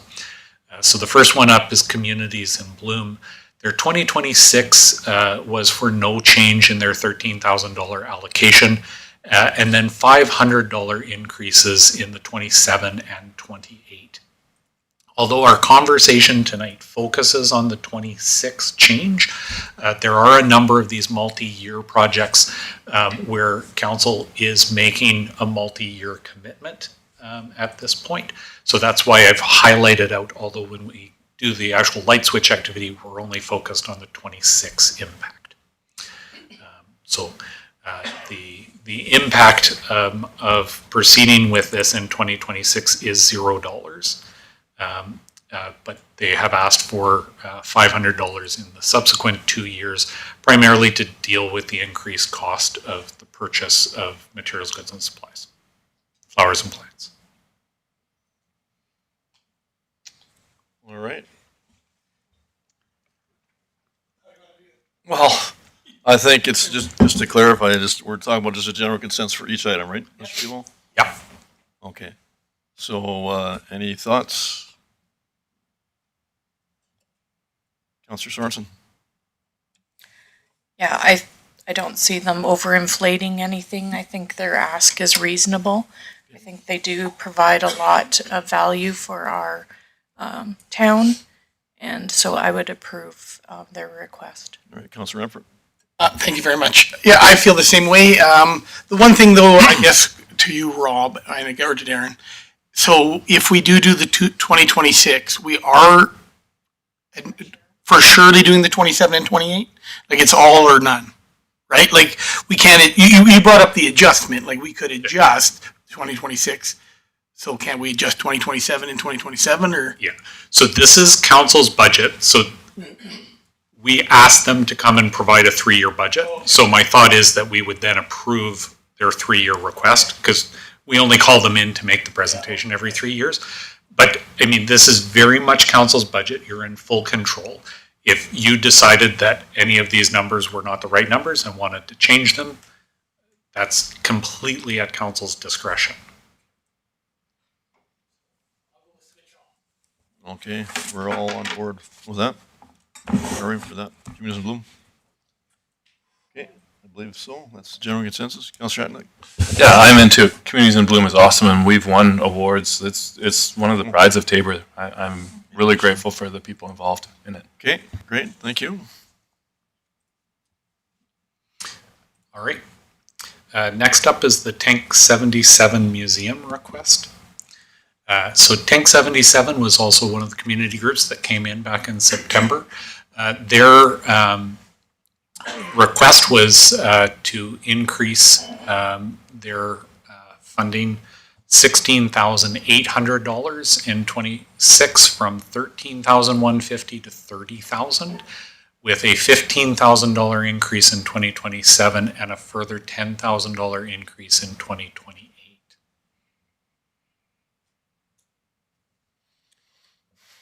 Counselor Firth? Those seem to be pretty significant increases year over year. I don't recall what they were specifically for, and I tried to go back and look at the agenda, and they may have provided it in hard copy, but I couldn't find what the explanation was for those increases. All right, thank you. Yeah, that's for sure. That is high, all 3 years. Yeah, and again, I remember the presentation. I don't remember anything specific either. But Councillor Sparks, Just a question, and whatever council decides here. My personal like would be just to stick with 2026. Instead of saying, yeah, we're going to do this in 2027, 2028. We don't know what's going to be happening in the next 2 years. And if we're working on the 2026 budget, I would prefer to stay with the 2026 budget and not worry about 2027 and 2008 this evening. Councillor Firth. From a practical standpoint, from council perspective, I would agree with Councillor Sparks, but my concern is that does that negatively impact some of these organizations? It doesn't provide them with any continuity. Like, so we're saying, okay, we're going to approve it in 2026, but if they're planning on these budget increases for 27 and 28, is that going to negatively impact them? Right. All right. Thank you, Councillor Weeb. Thank you, Mr. Mayor. My concern is the same. I agree, Councillor Sparks, that it's hard to budget for the next 3 years, but that's also hard on the organizations if we're not providing them with what their budget is going to be for the next couple of years. So my preference would be to try and figure it for the next 3 years. All right. Thank you, Mr. Tebow. Just to chime in, that is not impossible to do just the 1 year. We would bring these business cases back as a possibility in 27 and again in 28. But I do believe they've asked for a 3-year thing. We did ask them for that, and they brought that. But again, council can do whatever council wants to do, and that doesn't mean that they can't be adjusted in future years either. But either way, I can understand why they would want to give us a 3-year thing. Right, Councilor Renford. Thank you, Mr. Mayor. Due to the fact that I think the museum, with the chamber's announcement, right, like of having a new building and probably not being there, I imagine that's maybe even changed what the chamber's plan or the museum's plan might have been. So would be this a good one to defer and kind of sit on that one, because that is going to be a big change for them. Yeah, that's true. As of the middle of the summer, they might be doubling their space, or they may not be taking it. So I know we have to decide on it at some point, but could we go turn the light switch on it at, I guess, keep the amount at wherever they're at, but kind of defer it? You get what I'm saying, Rob? Because to make that decision of this big increase, and there has been a change since they asked for this increase on what the future, how big their building is going to be or their future, it wouldn't be probably, it's probably beneficial for us to meet with them again or have them pop in. Right. Thank you. Councilor Sorensen? You go ahead. So my problem is that this is a new council and we haven't even had a strategic planning session. We don't know what everyone's goals are for this council. So I have a hard time moving past more than just 1 year's budget. I think it's fitting for us to, budget now. And then, we're having our planning session. What are our goals? What would we like to achieve? We haven't set that out yet. So I think it's a little bit preliminary for us to move with any other future budget than what we're discussing tonight. Yeah, right. No, I would agree with that also. And Councilor Sparks, good points. I think that's very, very reasonable, very smart, very reasonable. But also even 2026 that's like over 100% increase rate. Yeah. Rob? So I could speak maybe to Councillor Renford's comment. So it would be possible to say, we're not comfortable making the decision on the increase right now because there are some big questions coming in 2026. However, if it seemed likely that we might want to have that money available to make that decision, you could make the decision to continue with the funding at the level it's at, but put aside some additional funding in an operating reserve in case that decision needs to be made in 2026. That way it's there and the money is available for that decision. Otherwise, you'll just have to be making that decision out of the operating reserves, which its balance is. Yeah, just for some clarity, I believe it was about 2 years ago, Mr. Thibault, that the museum approached the town about that possibility of having that extra space, right? Somewhere in that 2-year frame. Frame. Yeah, they definitely asked a number of years ago when they heard the chamber might be doing something different. So that's one of their biggest needs. They have a lot of stuff that they can't get out because of the lack of space. So and obviously there needs to be some funding attached to that, I'm sure, but you got to look at the whole picture for sure. So Councilor Sorensen? I think I just recalled too that this might be just an increase in salary. They might just have like more hours of operation open. And so is this something that we normally fund is like a position for the museum? Is that the town's responsibility to provide labor for this? So they come forward with whatever request that they have. I think they do have wages in our existing funding, but I think you're right. There was an increased request for wages, another perhaps even an increase in whatever it is they have for a worker. But it's not uncommon that we would fund whatever it is that they ask us to fund. So I don't know if that quite answers your question, but we had funded a person before. Some number existed in the museum to fund an employee before. So there might be a larger ask for that. Yeah.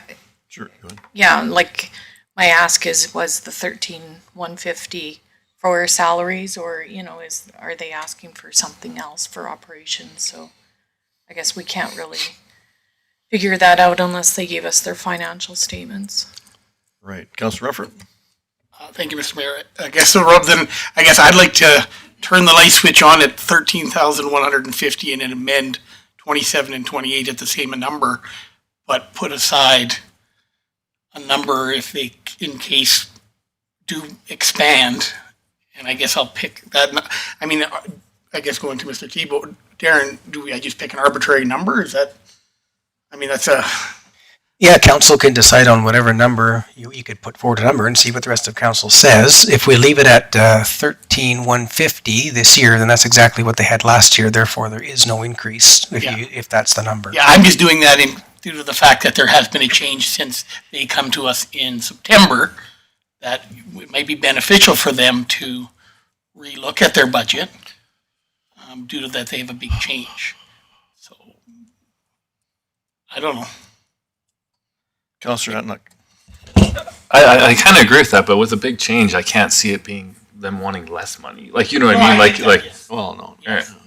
So I don't know. One of the things we could do is keep that light switch on to the 13,150, but have that reserve up to the 30,000. But that is a huge jump. So I don't know if it's, or reserve it up to 20,000. I don't know what it is, but like, I'm just saying we can't count on them wanting less because there's more stuff they have to do now. Councillor Rufford. Rob, I'd like to set aside $15,000 rather than taking it out of operating. I know that turns the light switch on of 28,150, right? It does, because that's, I guess but it kind of does, doesn't it? So just for clarification, the light switch applies to the additional funding. So the 13,150 is what's already approved. It's in the base budget. Oh, okay. So what we'd be doing is we'd be turning the light switch on, if I understood right, for $15,000. But I would add a note that says that this is not an approved increase. This is a transfer to reserve pending a presentation to council about I like what they're needing. I like that. You know, I mean, Councillor Firth. Thank you, Mr. Mayor. Yeah, I would be more in favor of that suggestion, putting it into reserves. I'm not comfortable with approving an increase that large without a better explanation of what it's for. Councillor Sorensen. Yeah, I need more information before I can approve something, so I would be more subject to a no. Yeah, I would agree with that also. Councillor Rufford. thank you, Mr. Mayor. And I guess the council, I imagine with the change, and I know they had some change in their executive, it's probably beneficial for them to come. So it's probably beneficial. Right. Okay. So we're on the same page with that, so. Okay. Yeah, right. So That's what I understand. Yeah. Deferred, I guess. So what I had understood the discussion was that we were going to have a light switch for $15,000 as a transfer to operating reserve that could be used as an increase to their funding following a presentation later in 2026.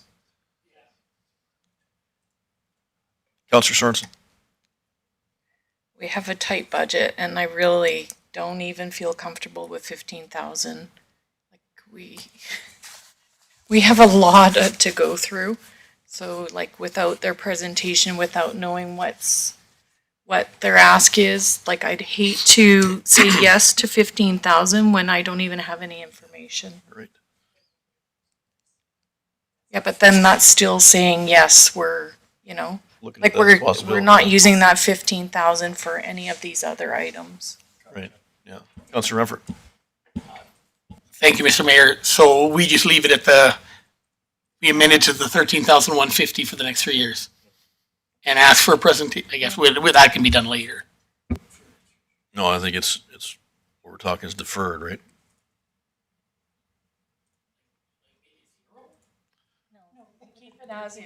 As is, yeah. My thing would just be keep it But- as is, and then we can carry on with the rest of our budget. Right, Councillor Firth. Thank you, Mr. Mayor. Through to Mr. Osmond. So when you said defer, does that mean defer it to another year's budget? Yeah, it's essentially a decision That's not saying to no. proceed with the item. Okay, Thank you. I just need to clarify that. So that's what we're looking at. Okay. Believe, yep, yep. Okay, I've got that captured. all right. Mr. Tebow? All right, the next operating business case is the Taborn District Handy Bus Association. So the Handy Bus currently has a budgeted amount of $153,100. They are looking for an $11,200 increase to $164,300.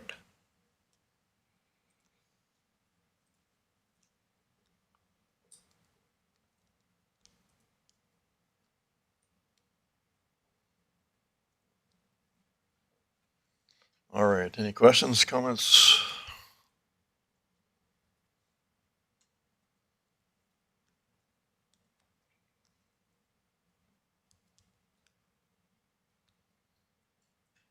Councilor Renfro? I sit on the Taborn District Handy Bus Association. I turned it off. Thank you. I sit on the Taborn District County Bus Association. They run a good budget. They were able to, with savings and doing a good job, able to buy a bus, purchase a bus about a month ago. It won't be here for another year. It takes about a year to make it. So the two ways to look at it is that they allocate the money very well and have a 10-year plan to redo that bus, and this is the plan to do it. So it's an increase. I guess we can always turn it off, so Dan Rempert's for turning it on. Councilor Sorensen? Do you know what the proposal for the $11,000 increase is for? Well, yeah, like I said, they make about a 10-year plan to cover, to then amortize out the bus, have money available to not ask for a requisition of $300,000 to $400,000 to buy a bus, right? Now, there's two ways I guess you could look at it. Either they have that plan, and which we've been part of, I guess, or we have them not make that plan, and then the town and the bus, then it's going to have to be a one-time big payment in in 10 years. Well, it's just that it's 11,000 and then it drops to like 4,754. So I was just wondering what the increase is for the 1 year.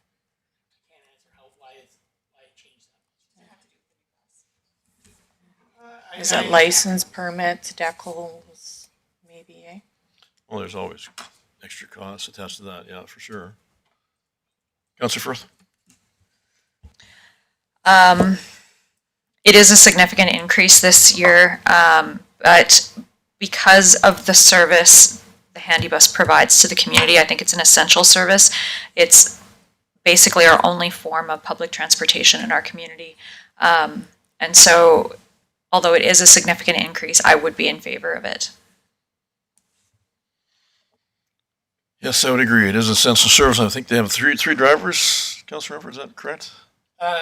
Two full-time, one part-time? Two full-time, and then one they train, and then swap them out. Okay, Councilor Sorensen? Yeah, I was just wondering if instead of, 11 and then 47 and then 54, if we could just do like a flat 6 for a 3-year commitment, like just to kind of even it out for each tax year. So that's why I was just wondering what the urgency is for the 11,000. Councilor Antonuc? No, I like that. I was just trying to figure out, it's like a 7.3% increase, and just kind of with us trying to budget properly, that makes sense. And if Councilor Renfro, who attends those meetings, doesn't see anything different, I can understand that. I like that. So just so I'm clear there, what are you saying exactly, Councilor Sorensen? So I was proposing just a flat budget of $6,000 for the next 3 years. Adding to the same total? Yeah. And Councilor Renfro, that seems reasonable?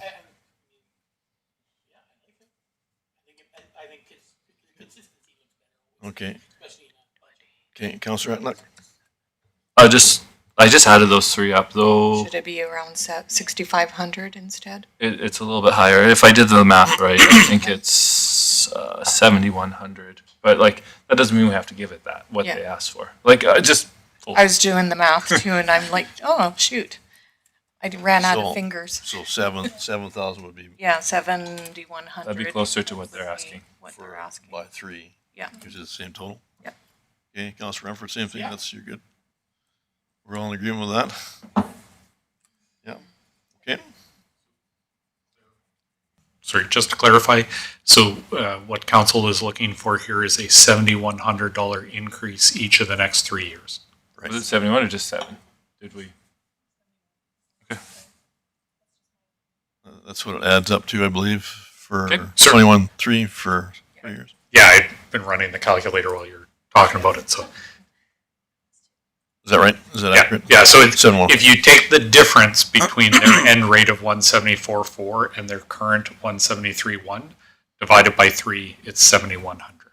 Okay, I think that was the general So discussion. that would get, that over the course of 3 years would They get still the total for end the up 3 at years. Yeah. 174.4. Okay, I believe we're all on board with that one. All right, Mr. Steele. All right, the next operating business case was from the Taber and District Chamber of Commerce. The Chamber of Commerce was looking for a $5,000 increase to their allocation, which is $25,000 now, so that would make the new allocation 30. And they didn't request any additional funding for 27 or 28.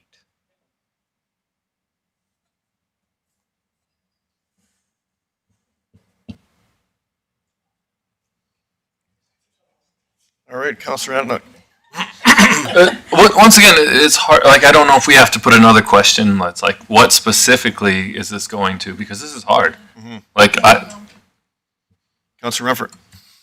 Thank you, Mr. Mayor. I guess going to Councillor Antonuc, and, it was done prior to the election, so it is odd that 3 councillors were not here for the presentations, and now you're making decisions, but I guess that just is what it is. I guess going to looking at this one individually, with the chamber now not building and purchase their own building, with the debenture money, I eventually want to turn one off, but turn her on, I guess, is Dan Renfro's thought with that significant change in the building.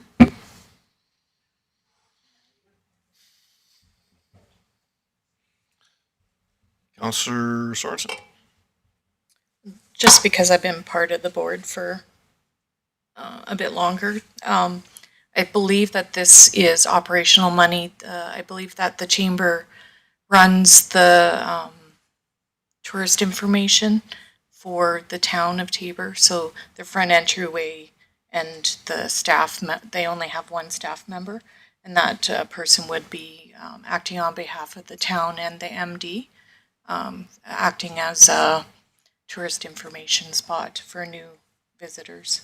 So that's what I believe some of this money is used for.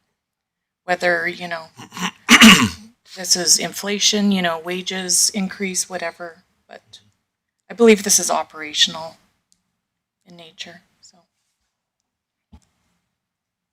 Okay. We're on board with that. Yeah. Yeah. Yeah. Yeah, right. So we're on board with that. Counselor Sorensen? Well, that's my belief, so I'm asking Mr. Tebow, is that your agreement with the chamber, and is that a correct statement? That was my understanding, so. We do pay them for those services. They get some from us, some from the MD, Yeah. which goes towards that particular purpose. I don't actually recall the presentation that said what this might be for, but for $5,000, yeah, I mean that could be spread across quite a few things, but that definitely is a service that we pay them for. Oops. Okay. Counselor Adnock. Press the wrong one first. Okay, so here's my question. So if we are deciding, just kind of focusing on 2026 or whatnot, if we say, okay, let's give them 5,000, what's stopping them from next year coming and saying, oh, we want, we are doing the 3 year, okay? All right. They aren't asking for any more. Well, no, but you know what I'm saying. If we do just decide for the 1 year, people could come back because things change and everything. You could do the same thing with everything. Well, if it's just operational, why don't we divide it by 3 and give them that again? Like, it makes it easier for us, but I don't know, is that oversimplifying it? This is just a way of looking at it, but. Councillor Sorensen. Yeah, that's what I was just thinking. Divide it by 3 and offset it for the next 3 years by, so it's not so much of a burden this tax year, but that's if it's a yes. Councillor Firth. I think because of the service that the chamber provides with our tourist information, and that it is a relatively small increase, and it's a 1 year, and I would be in favor of spreading that out over 3 years as well. But I would be in favor of the increase, however we decide to factor it. Councillor Sparks.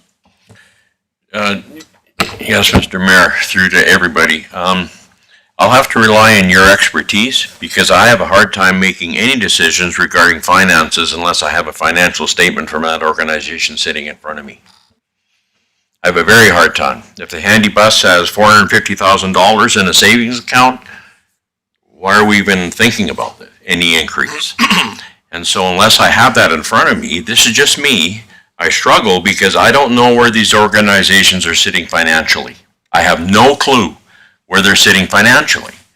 And so it's hard for me to say yay or nay. Yes, this isn't a huge ask, but still when we're looking at at budgets and implications on taxes, I need to know where they're sitting, how they're actually sitting on the day-to-day basis and things like that. Because if, like I said, if they're sitting with a fairly sizable savings account, I struggle with much of an increase at all, if any. Thank you. Yes, thank you, Councillor Sparks. That's very accurate. Saying that through the rec board, when we're getting those asks for the $25,000 we allocate every year, every one of them has some kind of financial statement, correct? So that's a very good point. And it is difficult to go through this, even with the short discussion we have, without something more on paper to say that. So I know where they're coming from. I would agree. So in all fairness, we do it otherwise, like I say, with those the donation monies that we do every year, with the rec board, the responsibility back to council. So why would that be any different? Why should that be any different here?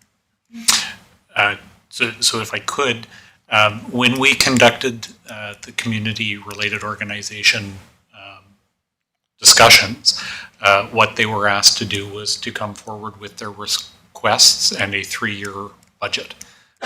So those were presented at that time to council. I did go back and review, so I believe they all had the 3-year budget. But I didn't see any discussion, and that's why I didn't pipe in earlier about what are those costs for. So I didn't see anything in the documents that were provided about what the cost increases were related to. But they did provide the budget information as we requested, and it is the town's procedure. So we ask them to come in every 3 years, provide a 3-year budget plan, and to make their requests on a 3-year period. All right, thank you. Councillor Sorensen.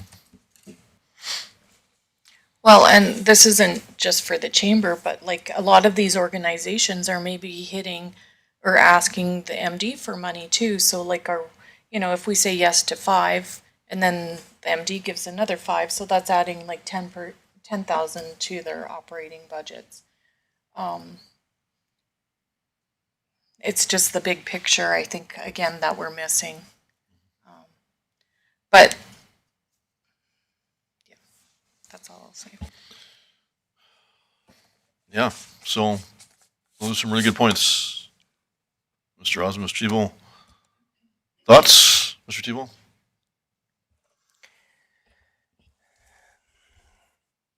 Well, we're trying to get to a number. If we want that other information, which I can see would be valuable, maybe we have to just leave the community ones out for now and get that information to come back and show council that picture. We don't usually have this long of a lag between the community presentations and going through this exercise. So that's probably what's different this year over previous years. I don't know what that'll do to the overall budget process. That's probably not ideal to get to a number. But I think if we were to go through and make a decision on these and we get to the end, you'll have a better picture of what that tax implication looks like. And then we can certainly go back and decide what do you think next steps are. So we might be spending, we won't need to spend this much time on the ones that are not community related because we have all that background, but the community related ones, we just don't have that in front of us. And so, yeah, I don't know the best way forward. Turn them all on, turn them all off, make a decision on numbers, wait till we have an actual financial statement in front of us to help decide. It could be any one of those. Rob, you had a comment? So just from a procedural standpoint, I think I would agree with Darren. The dynamicness of this process means if you turn the light switch on and then in an hour decide you want to see what it looks like with the light switch off, it's as easy as you telling me to turn it off. So at this point, there's nothing about even the ones we've decided now that means we won't change them in the next hour. So it's very easy for us to say, okay, yeah, we'd like to see what it would look like all on. And then at the bottom, if we then want to go back and say, okay, well, what would it look like with them all off? We can easily go back and do those things. So it is the first time running through this, and you won't really know how you feel about kind of what you've turned on until you see it at the bottom, right? So at this point, I think it would be fine if council wanted to make a decision to at this point set them to deferred and see what it looks like after we've done the first run through, or the opposite, to say, well, let's promote them all and then we'll decide whether or not that's feasible at the end. So the total value of the requests is about $38,000. So in the grand scope of what we're looking at, this may not play a very significant portion when we look at it all in. So, but I think at this point, if you just pick on or off or some combination, and we'll see what it looks like in an hour. All right, Councilor Renford. Thank you, Mr. Mayor. I guess going to Rob's comment is, yeah, I think we should, I want to give this light switch thing a go. I do understand where Councilor Sparks coming from, like, you know, and I guess to rebuttal, you know, like, I guess I said a number that the tapered handy bus has in its thing. It's better to have the financials in front of us. So a number I say can't be used and stuff like that, right? But I get this. But I do think going through this makes us more accountable to the money. If somebody did ask, hey, the chamber asked, hey, you know, like, why are we wanted to do this, but you know, we know why we didn't, because we took $5,000 out of it. This does, I think, broaden the accountability, and I think it's better, right? But I do see it comes with some other things we might need, you know, in front of us. But I still do like it, so I'm for keeping the light on or the switch on for the chamber. All right, Councilor Firth. Thanks. Just out of curiosity, I looked it up, and it was a September 23rd meeting, and so some of the organizations did attach their financials to the package presentation, and some of them are blank, which I assume meant that they probably brought them in person as a hard copy. So if it's not helpful tonight, because obviously we're not going to go through that entire package, but some of those presentations were attached. If council wanted to take a look at the September 23rd, it's public, it's on the Town of Taber's website, September 23rd agenda for 2025. All right, thank you. Councilor Weeb. Thank you, Mr. Mayor. I also have a question with the chamber moving and everything changing for them. If their ask would be the same, I don't know. But in the interest of moving this forward, I would propose that we give them $2,000 this year and see what that looks like at the end of the exercise. Great, thank you, Councillor Sparks. And I apologize to council, I didn't mean to throw a wrench in all this. It's just, I have an easier time if I see where they're sitting financially when they're making a request.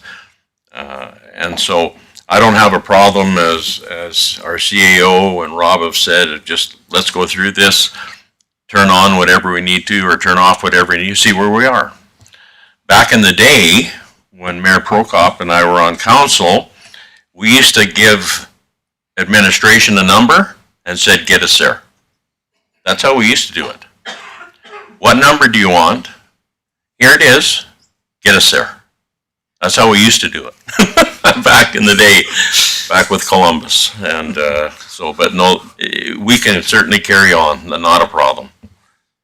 All right, thank you, Councillor Sorensen. So just for the purpose of the exercise, can we just plunk in 5? And then just see what that number is, and then we can always change it after the fact. Is everybody okay with that? Just giving the chamber the 5 and then we can change it later? Yep, okay. We're good, okay. All right, we're just in the interest of time here, just to clarify, I will make a motion that we have to extend the meeting out past 7:30. So how late do you want to go? You want to max? 8, eh? Well, no, well, I'm just saying, we got a 9? Maximum 9 o'clock? Yeah. Okay, all right,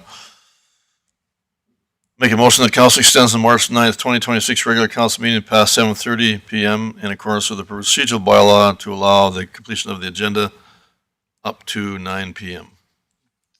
Motion on the table, all in favor? Carried unanimously, thank you.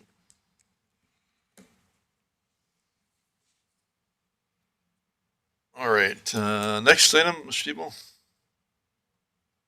So next item is the Tabor Food Bank Society. Their request was to increase their funding. Councillor Weeb has a comment. Thank you, Mr. Mayor. I ask to be excused because I believe this is a conflict of interest for me. Very well. Councillor Antonuc. I know it's a conflict of interest.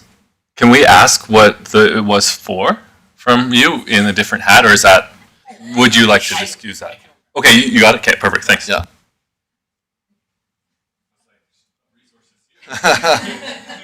Yeah, no. That's the one we had. Well, she's a manager there, right? Yeah. So, yeah, so that's why she's done that on her own. So, Councillor Rumford.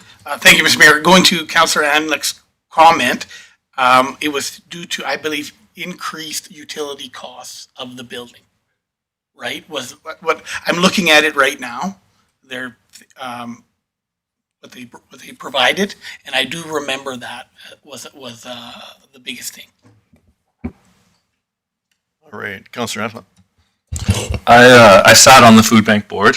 I don't currently, but what they do, it's a great service, and they are very responsible with their money. I have no problem putting that down. Total and turning the light on for that. I believe that's more than reasonable. Yeah, Councillor Rumford. Thank you, Mr. Mayor. I follow what Councillor Anlec says. The number we give is compared to what the support they get from outside. We're a small player in it, so a little increase is perfect. Councillor Firth. Yeah, I echo what the other councillors have said. I'm in favor of that increase. All right, thank you, Councillor Sparks. Yeah, just a comment. Surmising what other groups we've talked about having their bank accounts, I believe that the food bank is way underfunded. They do an unbelievable job for the citizens of the town of Tabor. They're all very passionate about what they do. It's what they're asking is a pittance towards what we could be giving them, and they do an awesome job. And their ask is to me, there shouldn't even be a question about it, or even in increasing it. Yep, I would agree, 100%. Very much an essential service for our community and area. Councillor Sorensen. Yeah, I was just wondering if for budget purposes, we could just go straight to the 5,500 for the support for the 3 years, just so we know what it looks like. So they asked 27,600 to 5,000, then to 5,250. I was wondering if we could just jump up to the 5,500 for the 3 years. That would be an increase of $2,740.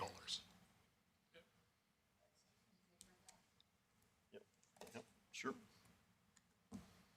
Good. Okay, yep. All on board. Okay. All right, we can grab Naomi there.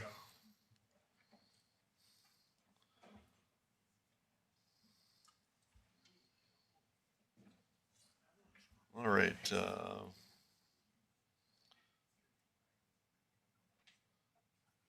Next item, Mr. Tebow. The next item is the Tabor Public Library. The Tabor Public Library is asking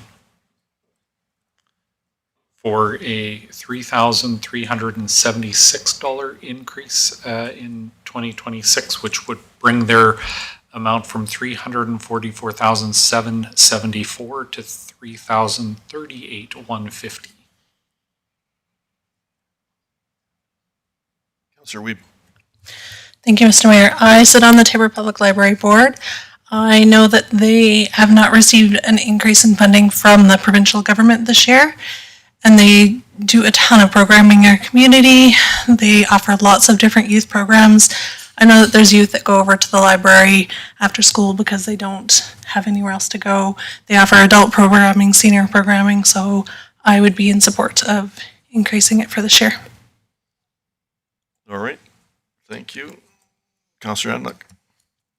I would disagree with that. Or I would agree with that. I would just agree. All right, roll. Just agree. Roll I agree. All right. Can you take care of that, Brittany? Or Dylan, can you roll tape back there? He wants to redo here. Okay. All right, Councilor Firth. Yeah, I would also be in favor of it. I think the library provides a lot of services to our community beyond just what people think of, and that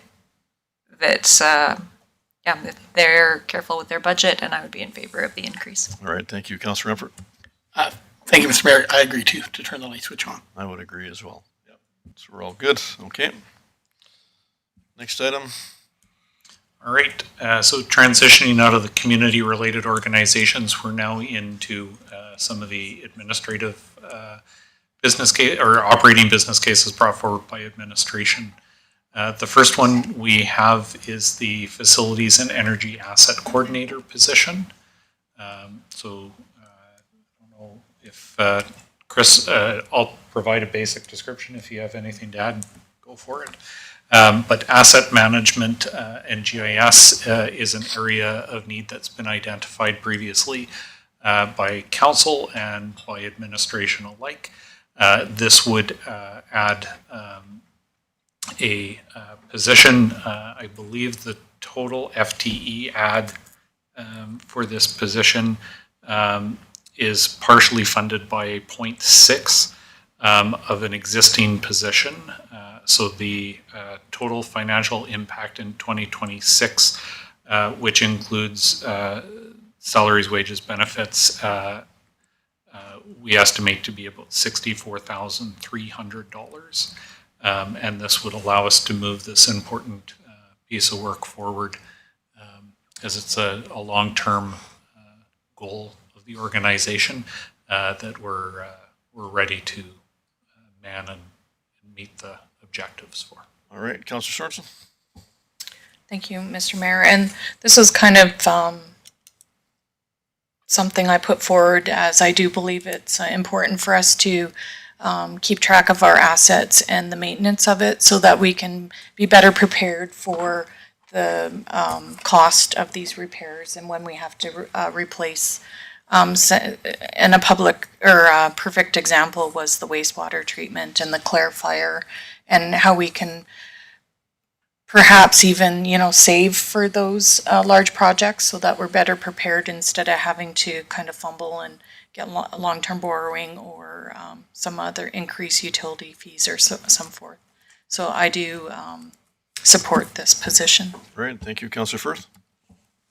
Yeah, I would agree with what Councillor Sorensen said. Council has asked administration to get a better grasp on our infrastructure, and I believe that this position is an investment in that progress. It's a huge job, but if we can be better prepared and have a better idea of what the state of our infrastructure is, there could be some potential cost savings with that. All right, thank you. Any other comments?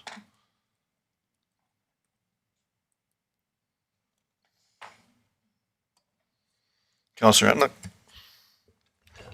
The only question I have is on the one resource that we had, post the position in Q3 2026 with the intention to hire someone by the end of 2026. So would that be the 2027 budget that would come out?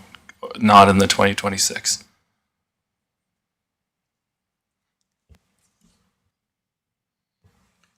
Do you maybe want to comment on that, Chris? So the timing of the hiring is mostly related to our capacity at the moment. We're down Raman position. We just don't have the horsepower to engage in the search any sooner.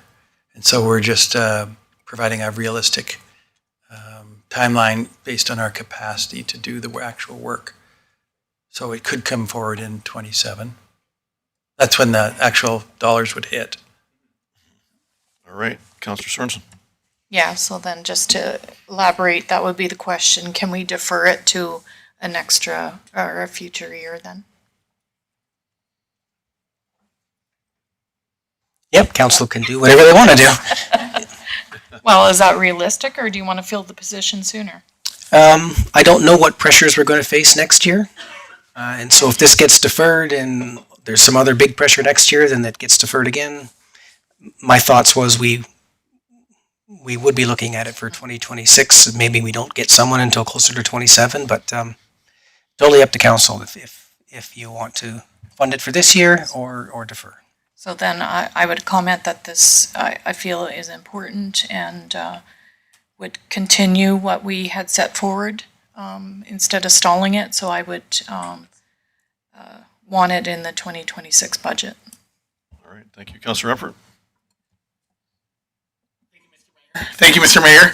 I guess this would be an easy one that we could turn off like later, so let's leave it on, but this would be an easy one to turn off then with that statement. Okay. All right, thank you, Councillor Antlik. Yeah, I just wanted to say thanks for that background information. I agree. Okay, I think we're on the same page here. Yep. Okay. All right.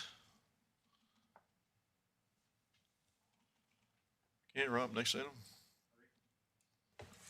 Next one is the Northwest Area Structure Plan update. The Planning and Development section is looking for $10,000 to facilitate the updating of this area structure plan. It's important for the development of that area that it be efficient and orderly. We need to have good plans to go ahead and do that. And if my understanding is correct, the majority of this work would be conducted internally, but there are some costs that have to be contracted out to make to get it all done. So $10,000 for that piece. Councillor Sorensen. Thank you, Mr. Mayor. I would support this. There's a lot of movement and traction in the growth of our community, and I believe that this needs to be updated along with a few others. So I would support this. All right, yeah, I would agree with that. Okay, any other questions, comments? Yeah, we're on the same page with that, I think.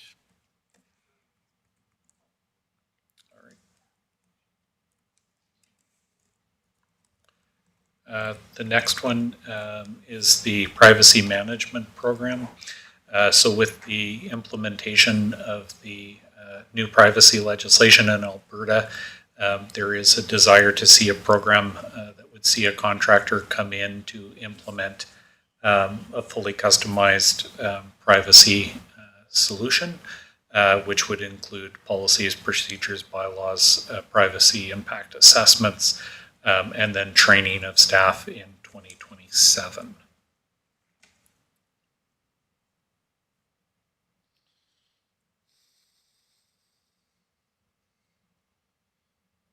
Just a clarification there, Rob or Mr. Tebow, just more for the privacy side, or there's some other things you mentioned, but is it more privacy related training?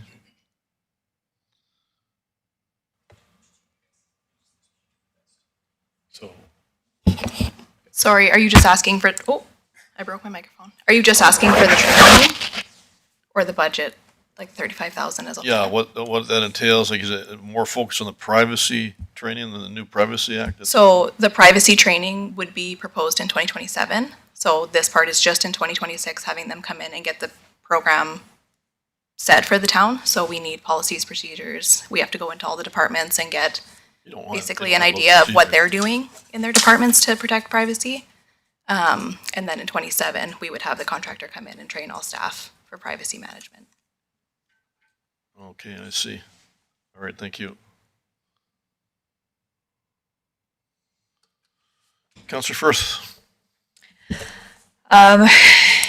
It does seem like a big price tag, but I think because it is complete overhaul, because of the new legislation, like FOIP has been split into two completely new pieces of legislation, and so with that means a complete overhaul of all of our policies and procedures that relate to it. So, and I assume that if we're asking for a contractor to come in and do that, it means we do not have the capacity in-house to deal with that alongside our staff's other responsibilities. So I would be in favor of this one. All right, thank you. Councillor Sorensen. Yeah, I think we have legal responsibility to ensure that all of our documents and all of our staff are properly trained for this requirement. Otherwise, we're going to be in big trouble. So I would support this. All right. We're all on board. Okay. Okay. Yeah, yeah.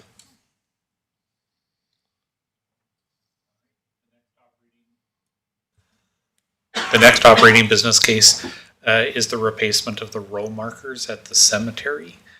So this project carries with it a budget of $18,000 for the full replacement of all the row markers at the cemetery. There are a number of them that are broken and need to be replaced. However, it is believed that if we do it as a project together, we do have some really good pricing compared to the last times when we redid them entirely in 2018, as well as the replacements that we've done since then. We think this is the most cost-effective way to make this change. It's not part of the capital budget because of the small nature of these individual pieces. They're not capitalized assets, so we deal with them as an operating business case.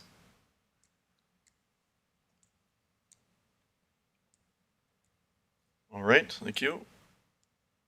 Anything else attached to that? It's more of an upgrade maintenance thing, right? Yeah, this would be the replacement of all of the markers with the new style. All right, Mr. Tebow. I would just add that we have been doing this through our regular operations budget, but it is not as cost effective to buy them one-offs or two at a time.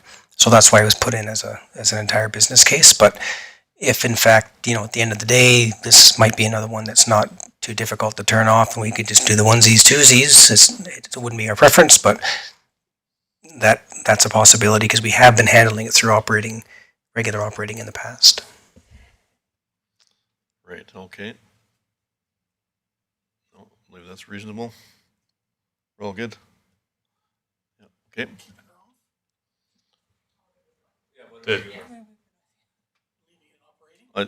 Yeah, I believe so, yeah. Total. Oh, So, if I understand, currently, when a single row marker breaks, we replace it through the operating budget or repair and maintenance budget. But it is more cost effective for us to do a full replacement per unit cost. So I think the comment was that if council is not prepared to look at a full replacement of all the markers, we could continue to replace the one or two as they break through the operating and maintenance sections of the budget. So that would have this be a deferred item, and we'll continue to replace them one or two at a time as they break. all right. Counselor Sorensen. So in 2025, we spent $10,000 to replace 5 rows. So then we're looking for another $18,000 to replace the rest, or to replace everything, including those first 5 rows that we spent $10,000 on last year. So we did all of the row markers in 2018 for $25,000 with an external company. The prices have gone up substantially. So in 2025, we only did 5 for the price of $10,000. So we basically were looking if we could find local companies that could do it cheaper. So we found some that we could do 1 row marker for around $500. As it sits right now, one with a company that we had previously is $1,500. So we I understand that, but then are you looking to just replace what needed to be replaced, not including what you did last year? So this request is for all of the row markers to be replaced so that we can match all of the row markers because they're specific colors. So we can try and match as best we can with a different company, but it's just specific colors that are marked out there, right? So I'm not okay spending $10,000 last year and then replacing them again this year just because they're the wrong color. All right, did you have something else to add? Brittany, I didn't chime in originally, but that was, okay, great, thank you. All right, Counselor Renford? Thank you, Mr. Mayor. I guess the hope is then we defer it, and hopefully with the 1 off replacements or the 5 replacements, we get it to lower rate. So defer it. Counselor Sorensen? Yeah, again, it's just my opinion, but we just replaced a bunch last year for $10,000. So to me, it doesn't make sense for us to replace them again just because they're not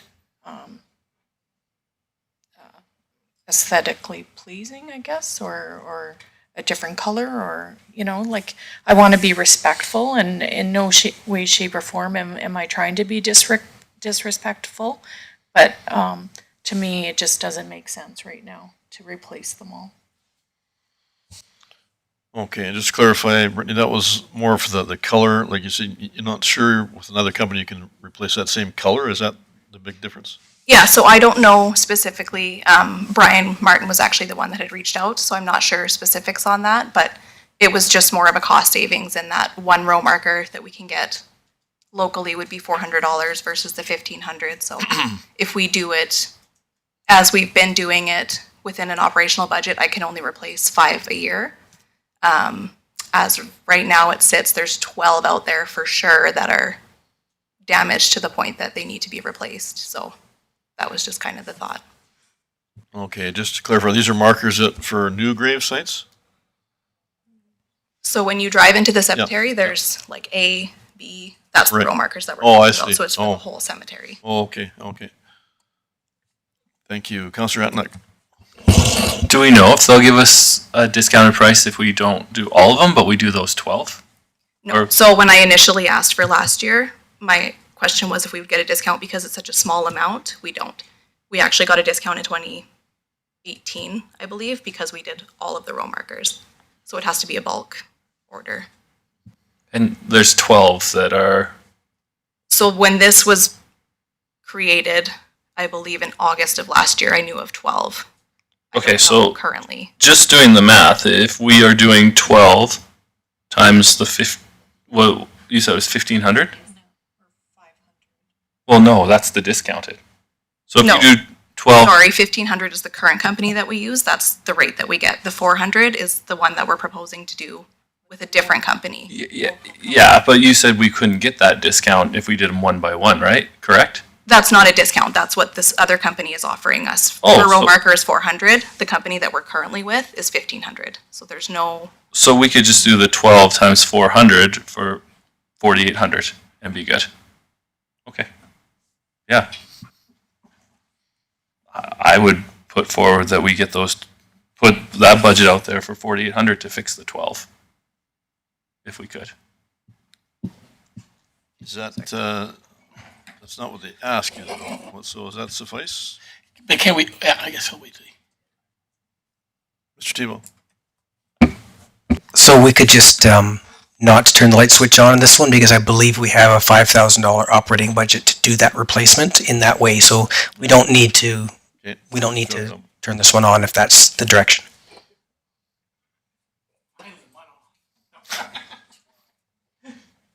Okay. Okay. All right.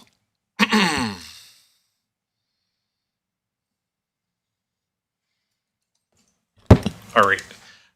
So the next project is also at the cemetery. This is a landscaping project for the removal of dead and dying trees and shrubs that are forming a hazard along the west end of the cemetery.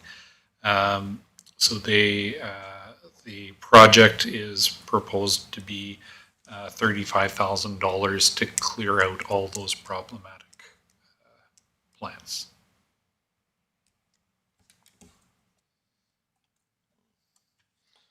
Councillor Reffert. Thank you, Mr. Mayor. I guess to Darren Tebow. If we do expand the cemetery, will we be going out to the west? If we ever did, like, what would be your thoughts or the plan? Probably, right?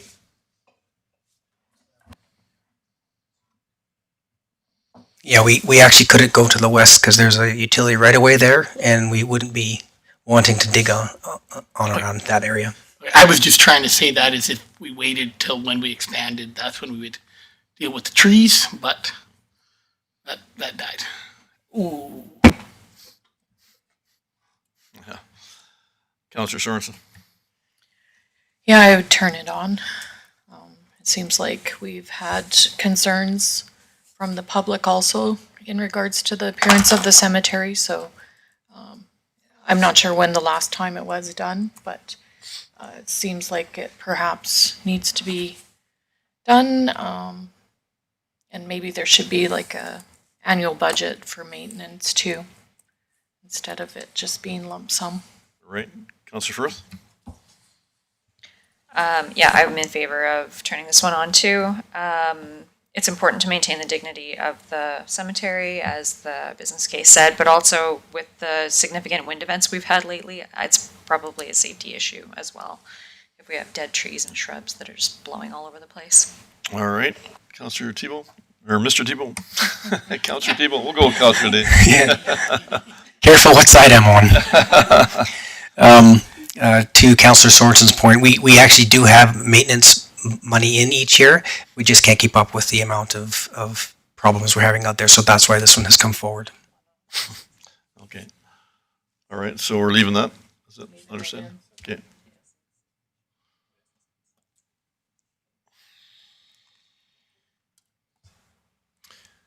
All right. The next project is an operating business case for council media training. So this is media communication training session for both council and administration, strengthen public communication skills and ensure consistent and accurate messaging. The project cost is for a 2-day training session from a consultant at a cost of $30,000. All right. Councillor Reffert. Thank you, Mr. Mayor. I sat with 3 of these councillors for a couple of years, and these new ones, I think we're good. I think we talked very well. I think the mayor's done very well in his meetings, and I don't think they're going to fix my lisp, so I think we keep it off. All right. Thank you. I don't know. Councillor, was it Grant? Okay. Councillor Firth? Media training is something that you don't think you need until you do, and then it's too late. And that's not a dig at anybody in this room or anybody that has to speak. But I'm not saying it needs to be done this year. It's probably something that we could defer. It has a significant price tag attached to it, but I think there is value in it at some point. Not for you, for everybody. Councillor Rumford. All right, Councillor Sorensen. Yeah, the cost to me just seems inflated. I think we did this in a day, maybe, for when we first started. Yeah, we did. I would look at different options and I would defer this. I believe that the mayor's been doing an excellent job in representing us council with the media. Thank you. So, yep. All right, thank you, Councillor Sparks. Yes, this is important, but $30,000 for 2 days, I don't think so. I don't think it's that important. We have administration that helps with our little blurbs, what should be said and stuff like that, and they do a good job of that.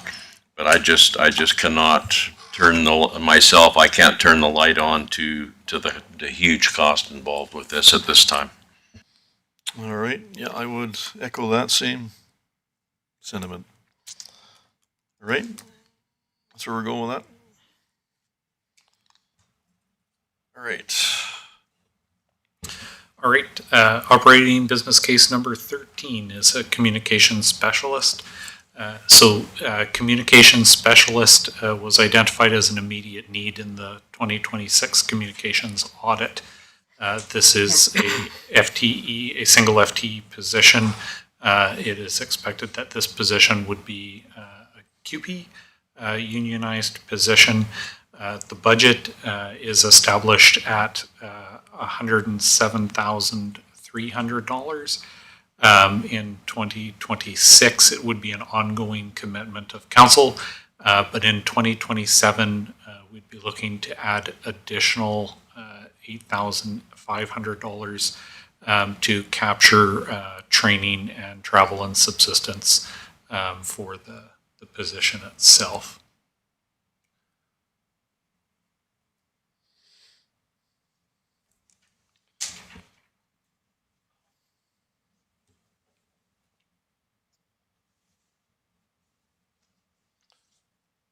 I don't know, Mr. Thibault, talking about sustaining other salary increases, big salary increases, and trying to maintain what we have.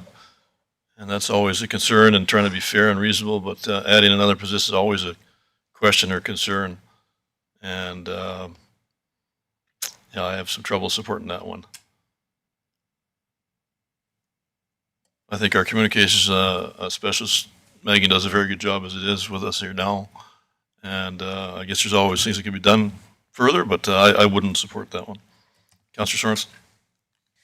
I just have a question in regards to the salary because it is quite substantial. I was just wondering, like, that can't be an entry-level position. So we're looking for a specialized person to fill this role? So the position is estimated to have a salary between $76,000 and $86,000 a year.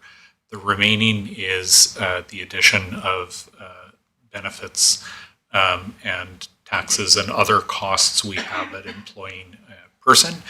Typically, we estimate those costs at about 25 to 28%.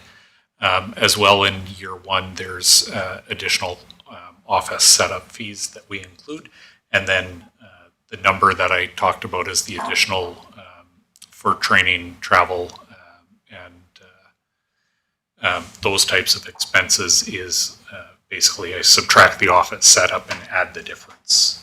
Yeah. Sorry, I should have just expanded my page and I could read the small print. I see exactly where you're reading. No, it's a fair question, and because we do have two FTE operating business cases. The other one has a much lower price point, but it's because it was partially funded by an existing FTE position that we're rolling into it. So that question about how we get from what we think of as base pay to the number that I put in the budget is common. It's a good question. Could I just ask one more question? Yep. Is there ever thought as it being a part-time position and then, seeing if it develops into full-time. Just if administration had thought about that. Mr. Tebow? I believe administration was just going off the recommendation that was in the audit report that we got. But if you're suggesting that we start with something that's half-time, I don't think you get any opposition from our side of the equation to start with that and see what that looks like. I will say that the one person that we do have does do an excellent job. But if you want more of what you're seeing and more of what that looks like, it is really difficult with just one person to do that. The size of our organization, we've outgrown the one person. From a strategic perspective, Megan doesn't have the ability to be as strategic because there's just the regular ongoing work. So that was kind of what was identified in the audit, but administration would definitely entertain starting at a halftime and see what that does for us. Councillor Firth? Yep, Councillor Sorensen and Mr. Tebow said exactly what I was thinking. I was going to propose 0.5 FTE or perhaps, shared with other responsibilities. But I know it was identified in the audit. I'm like, our current communication specialist does a stellar job, but there's been a huge demand increase. So I don't think that, our current person is punching above their weight class, absolutely. And so I think we need to support the position and listen to what the audit said. If it says we need more support, then I think we do. All right, Councillor Weeb? Thank you, Mr. Mayor. The salary is quite large, and because there was an additional increase in salaries, I can see the concerns, and I don't disagree with them. However, reading through some of the things, if I understand correctly, our communications person was working New Year's Eve and New Year's Day, which bothers me. If we could add an additional person to maybe mitigate some of those holiday work hours. And our community keeps asking for more transparency and more information, and one person can't keep doing their current job and increasing that transparency and information. So I would definitely be in favor of a 5.5 FTE or more. Councillor Renfret? Thank you, Mr. Mayor. I guess, Rob, I don't know how you can change it to a 0.5 right now. I think with our increase in salary with the asset management of 64,000 plus another 48, that's over 200,000 in wages in 1 year when we talked about, that increase. Obviously, to hedge it is by making it a 0.5, but at a 0.1, I say to not turn it on right now.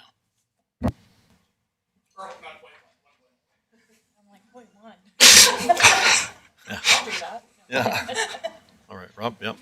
I just did some quick calculator math. So the revised budget number, if council wanted to proceed with a 0.5 FTE, would be approximately $58,000. So that's the FTE at half an FTE plus the other position initiation expenses that we'd have.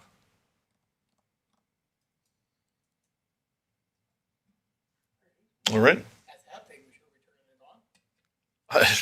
Councillor Sparks? I personally have a hard time not supporting this, but with the information we've received tonight, the individuals that did this communications audit aren't sitting here giving us information tonight on how we can meet a budget. They made a recommendation, $107,000 recommendation, and this recommendation, if council decides to do this, carries on in the budget forever and ever and ever, and impacts that forever. So we have to be careful with hires. When the monies that are brought in through taxation in the town of Taber, the cost of wages is about 25% higher than what is brought in for taxation. And so we have to be very, very careful with the hires we make. This may be needed. I'm not saying it isn't, but I have a hard time personally supporting a hire at $107,000 when we're trying to make a budget with the additional information we've received today. I just can't support a full-time position with this. All right, thank you. Heard from everybody? Councillor Annette, did we hear from you? I was afraid to, because I'm kind of in the middle where it's a lot of money, and the things we learned, I'm not sure we could take on a 1.0 employee, but it's a lot on currently Megan that we have now. So I deferred because I don't know. I would say we can't do a full one right now for the budget, but I'm not against the 0.5. But then once again, I feel like I'm rambling, but is it worth it to train a 0.5 and put all that extra in where that person could be transitioning in and out? Like, it's a tough one for me. So if I had to vote, I'd give you an answer, but right now I'm kind of in the middle. All right, thank you, Councillor Sorensen. And I think this is where, as new council, we need to meet and come up with a strategic plan. This was a priority of the past council. Maybe it's not a priority of the current council. So I believe that maybe we should table this and, kind of see what our goals are moving forward and then address this later. That would be my suggestion. Yeah, okay, that's the general consensus. Thank you.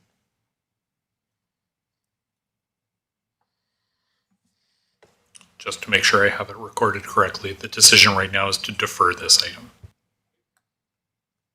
Thank you. All right, the next business case is a crisis communication plan. This is the comprehensive framework of how the town communicates during emergencies. It was a high priority in the 2025 communications audit. The one-time budget for this project would be $30,000. Councillor Firth. I will say that crisis communications is similar to communications training. You don't think you need it until you do. And having deferred the last piece, I think that this is something that we should support. It's a one-time cost and something that I think it should be a priority. All right, thank you, Councillor Sorensen. So we just had a pretty big crisis, and I think the communication plan was pretty good. So I just don't understand where the gap is. Like, we must have had a plan in place, and we did a great, way of handling and delivering what was happening during that crisis. So what is new that we don't have for this $30,000?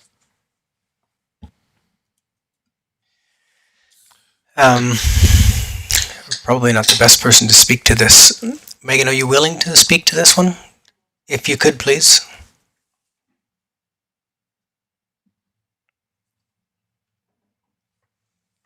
Good evening, Council. So, trying to figure out a way to say this without sounding hubristic. The reason the community center was fine was because I'm highly trained in what I do, and because we have good connections with our emergency services department. But God forbid there's a wildfire or an evacuation or a windstorm that knocks out an essential service. I've done enough deployments in this province to have seen what happens when you don't have a crisis communication plan. It provides the framework, not just for what I or another information officer would do, but what the 7 of you would be required to do, what everybody in this room surrounding me is required to do. because it's not just me communicating in a crisis. This gives us the plan and the training, I might add. This also would include training that goes along with the plan. When something hits the fan, this is how the town is going to respond. And it's not just a crisis of an explosion. It could be a legal crisis. It could be a taxation crisis. It could be a privacy crisis. Literally anything that could cause the town of Taber massive harm. This provides the framework, the training, and the law is a terrible word when you're speaking to a government, basically the law of the land of how we're going to communicate. I will say in Taber's history, starting in 2015 with the quote-unquote footloose bylaw, that Taber saw the result of not having a crisis communications plan and has never fully gotten over that PR crisis. All right, thank you, Councillor Sorensen. Well, since that incident, we never moved forward in developing one. Like it just, like, you know, you learn from that, and then so it wasn't a priority of past council then to develop a crisis plan? It was not. Council's answer to that, and of course this predates me, but from my understanding, Council's answer to that was to create the Communications and Projects Coordinator position, which was 25% communications and 75% grant writing, performing arts center, project management.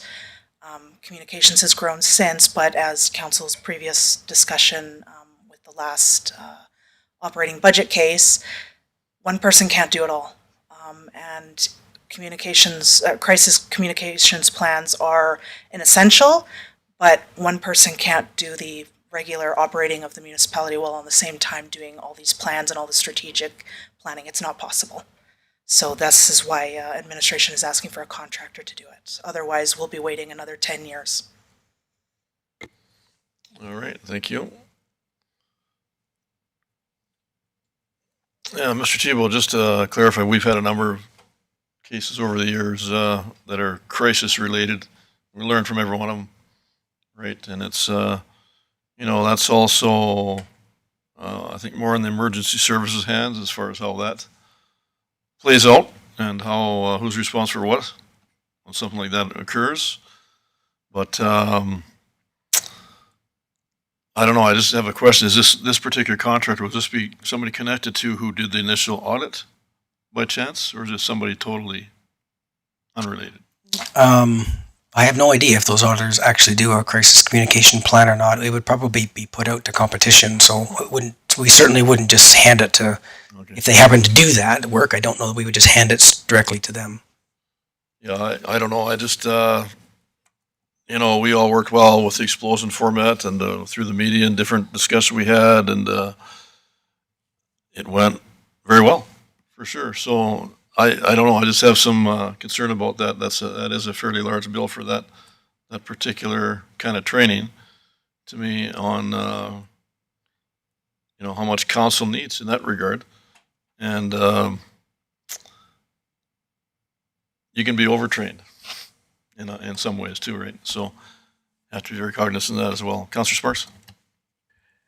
Just a question on how does this differ from the emergency management plan that is in place, that we have a DEM and we have certain responsibilities that each member of council and each member of administration has in case of emergency? I just was wondering, is there a difference between that and this, or what's, you know, what the difference is?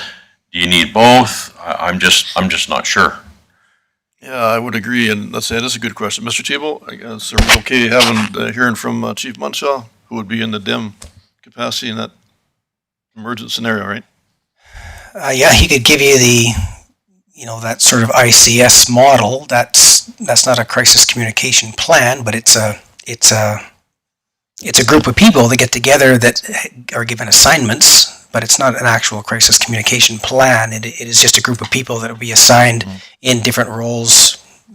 Yeah, it's not, I don't know how to really do a good job, Councillor Sparks, of describing the difference, but the ICS structure is something different than a crisis communication plan. So if we were in an ICS structure situation, we would use a crisis communication plan to employ through our emergency management structure. And if I may, thank you. No, you explained that very well. Thank you very much. All right, Councillor Firth. I was just going to chime in about the difference between an emergency management plan and a crisis communications plan, but CAO Mr. Tebow did a really good job. All right, thank you, Councillor Sorensen. I was just wondering if maybe we could defer this, and it looks like maybe we need to investigate, like I know certain members are on, council members are on certain emergency management committees and so forth. So I wonder if they could take it to their committee and see if there's any opportunities for us to collaborate on something instead of us hiring a contractor for this. All right, thank you, Councillor Adler. I'm just going to come out. Just from what I've heard and everything, I think this is something that we need as a town. I know that might go against people, but this seems like something that's really important, and more things are happening in the world, and it seems like a necessity. All right, Councillor Firth. Thanks, Mr. Mayor. Through to Councillor Sorensen. Yeah, the Emergency Management Committee is more about the emergency management plan itself and less about, yes, we have an information officer as part of that plan, but this would, as Ms. Brannan said, give the framework and the training for, we've done fine in the past, and I don't think that's, but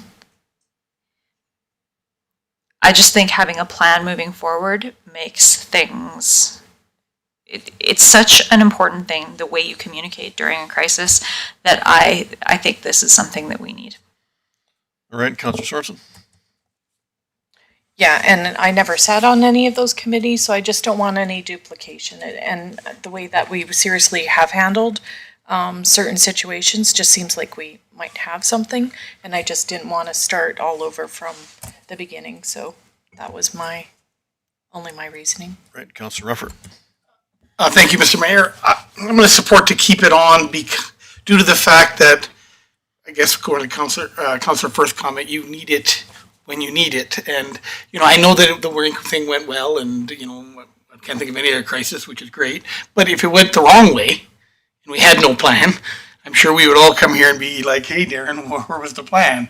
So, well, I don't know if it would cost more, but as a one-time thing, and, our public, getting information out to our public is important, especially in that time, right? And with I imagine Mr. Munchar would say the same thing. A good plan, and then everybody knows what they're doing, works.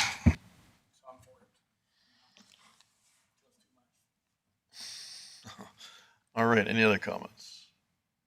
Okay, so looks like the majority want to go ahead with that.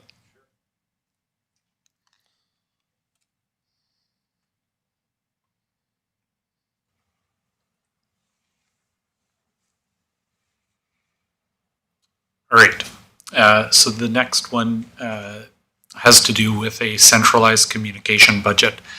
So with the 2026 budget, one of the things we did was we allowed an opportunity to consolidate our communications budget, which until now had been a bunch of tiny communication budgets inside the various departments. And so the various departments would set aside the amount that they figured they needed for communication initiatives in a given year. And then when time came for something to be communicated, they would go to the communications officer and say, okay, here's what needs to, what the project is. And then Megan would kindly say, and what do we have to work with for budget?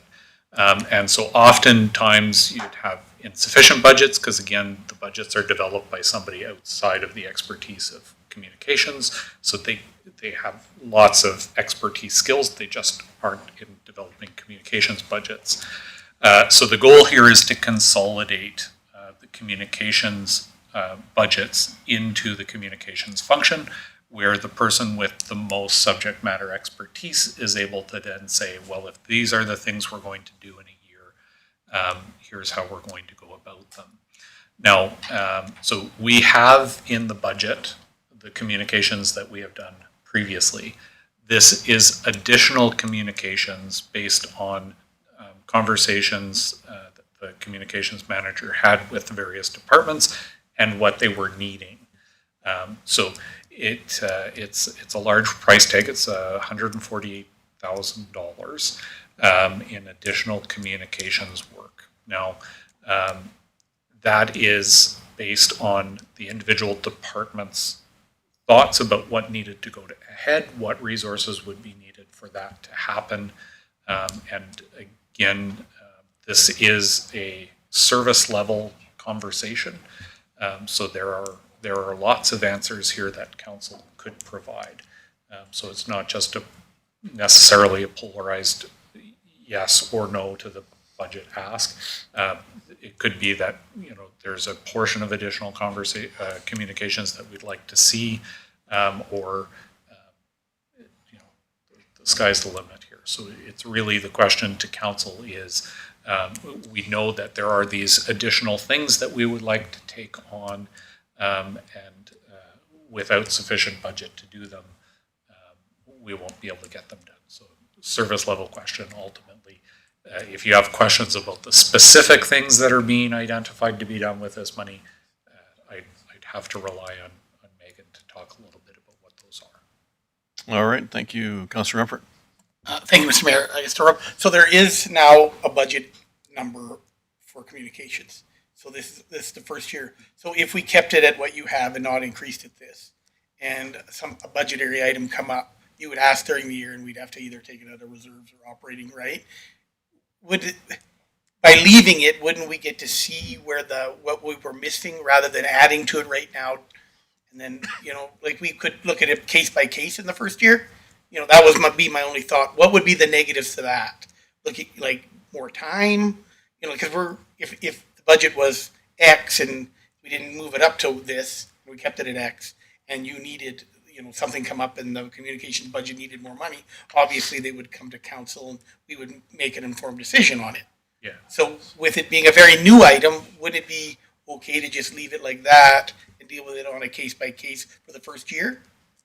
So you could. So there are currently, there are communications plans that we don't have sufficient built-in budget to move ahead with, but you could. So there are some examples. There's one in 2025 that was actually mine. So we did the public engagement for budget for the first time. And because that was completely new, nobody knew it was coming. And so we came forward with a communications plan and got approval from council. So for key pieces, you could do that if you proceeded with the budget as it is, and then key pieces as they came forward, a presentation could be built. Now the challenge would be at our current service level, you wouldn't be able to probably approve on a one-time review basis $150,000 worth of additional communication. You'd want to bake that into your pie a little bit. But that's what I mean by there's some options here in terms of how much or how. If this money isn't approved, it doesn't mean that none of these things will get done. It just means that they would have to come back on an individual basis. Okay, thank you. So that's on my comment, would be just kind of see how it goes. So I would say, see how the communication budget goes this year and figure it out from there. That would be what my thought would be. All right, Councillor Firth. I see the logic in centralizing the communications budget, but this is, I just need to clarify, it's not removing the communications budgets from every department. This is, we're leaving those as is, and then this is additional. That's correct. This is supplemental communications over and above what's currently in the budget. Okay. Okay, thanks. Councillor Sorensen. So we did pay for an audit, communications audit. It's quite substantial, like $16,000 or something. And, you know, there was 40 some items that have been addressed. The public is asking for more transparency. And if we cannot get the word out and our message out clear, then we're kind of stuck in a rut. So if we have to pay 50,000, 100,000 to modernize things, you know, maybe that's what we have to do. And if you look at, you know, our website or our platforms and, you know, they need to be modernized, maybe this is the time that it needs to happen. I'm not sure if instead of doing it all in 1 year, if we can split it over 3 years and do 50,000 over 3 years. I don't know what the ask is. I don't know how much, you know, every single program or every single thing that needs to be addressed, what the cost is. So it's hard to approve something like 150,000 for an unknown, other than, you know, to make it communications better. It's hard for me to approve that. All right, thank you. Any other comments? Questions? Yeah, Rob, I'm just a little unclear on exactly what this entails. Like you're saying additional communications, but, you know, $148,000. Yeah, so I think it is one of those maybe convenient items where you're buying more of something for your bucket, right? So if you bought 148,000 gets you all of the things that the administration has identified as opportunities for additional communication. But if you spent $50,000, you would get $50,000 more worth of communication. And then there would be a bit of an exercise internally for us to decide, okay, of the 148,000 that we identified, what's the most important 50,000? So it is made up of a large number of smaller pieces, so it would be possible to increase the budget without increasing for the full 48,000. And we would just be selective about which pieces we go and increase for the communication. All right, thank you, Councillor Antonuc. Obviously, in a perfect world, we'd want all the money for our communications budget and another employee, but if there is one that would help us more, is there one that helps more than the other, if that makes sense? Mr. Thibault.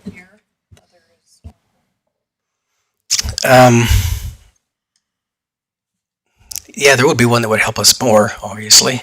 I think this one, I don't even know that we could actually accomplish $148,000 worth of work, quite honestly, without that second person. So we'd be asking someone to do more, provide more budget for someone who has not a lot of capacity. So $50,000 might be a good start. $148,000 would have to be almost, you know, entirely external in the example that I've just provided.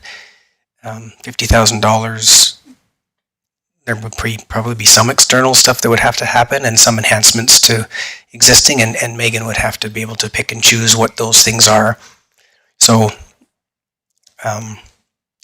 if council has thoughts that they'd like to enhance communications, it could be what design updates, it could be whatever.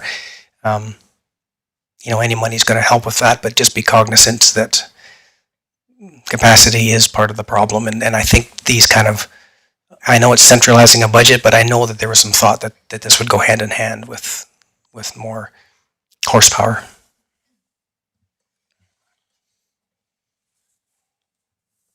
Mr. T, you had another question, comment? Okay, Councillor Sorensen. Yeah, and again, like I keep on referring to our strategic plan, and, you know, like this was again something that we identified last council. Is this something that, you know, is something that we want to do again?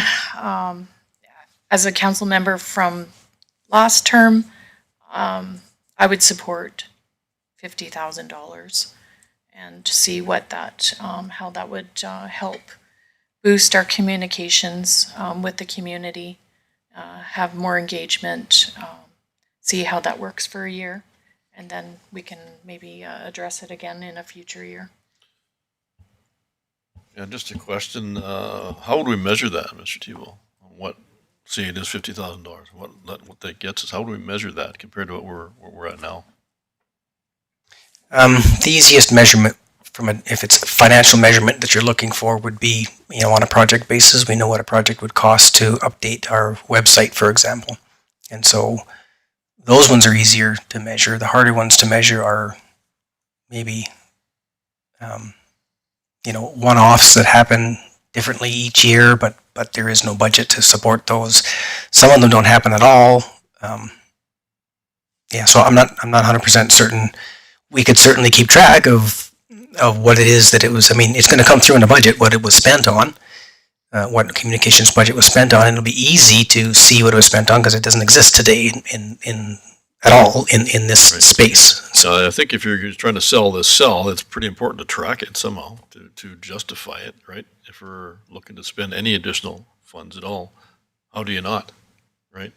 Because at some point, either we get questioned or you get questioned. That's why I'm questioning now. Trying to make it a little easier now. But down the road, if there's nothing that shows any measurable difference, how do you justify it? That's the point.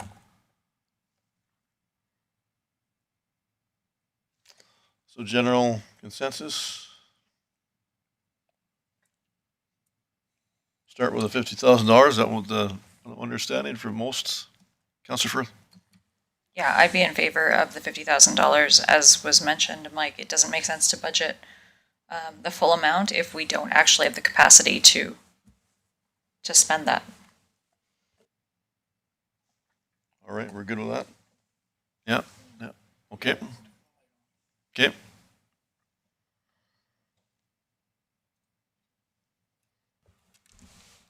All right.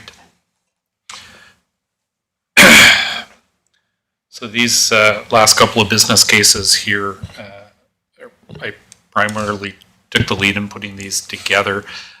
So the first one is a conversation about the land development surplus the surplus from the land development function. So as utility functions, land development functions typically are preserved at a net zero impact on municipal taxation. One of the big motivating factors for that is that we see that land development revenue is not a stable revenue source. And so you don't want to base your stable taxation on an unreliable revenue source that isn't sustainable. So what we're looking at here is a transfer of the surplus from the land development reserve into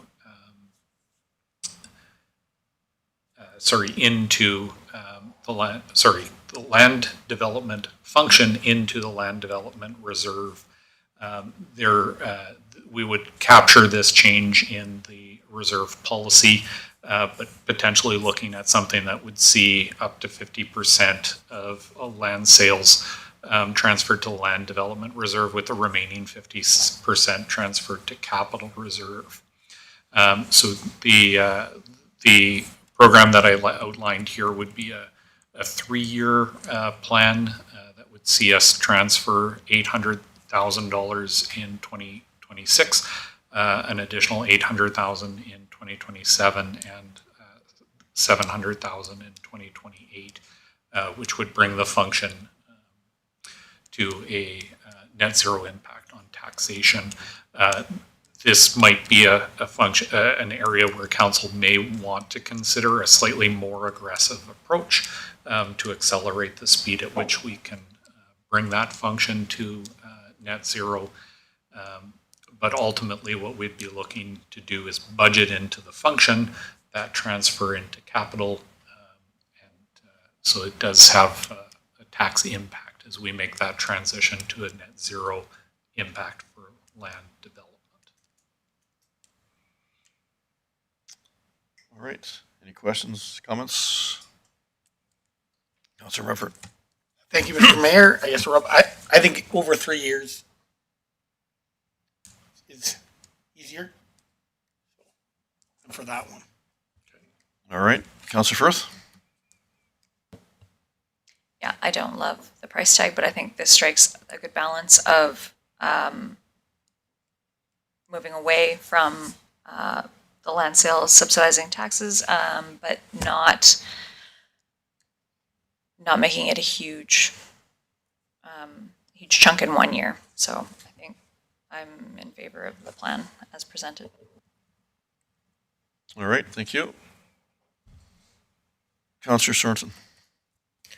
This is going to be a huge bite into our tax, or what we're going to have to ask our taxpayers. Is there any appetite of spreading this to a 5-year? So the challenge with a longer recovery on the land development is that the unpredictableness of land sales revenue.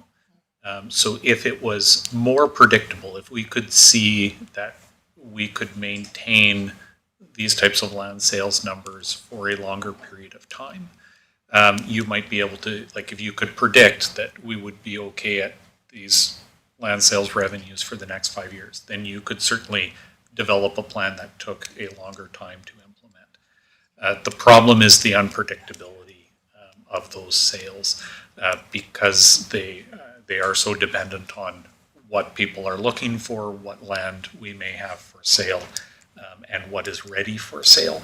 It really impacts the dependability of that revenue source. And so the longer frame with that unpredictability factor makes a longer range solution quite risky. Sure, yeah, you bet, go ahead. So if we have a bumper year and, like we sold more land than predicted during these 3 years, could we, obviously do it or speed up the process quicker? Having a bumper year wouldn't impact the length of the plan.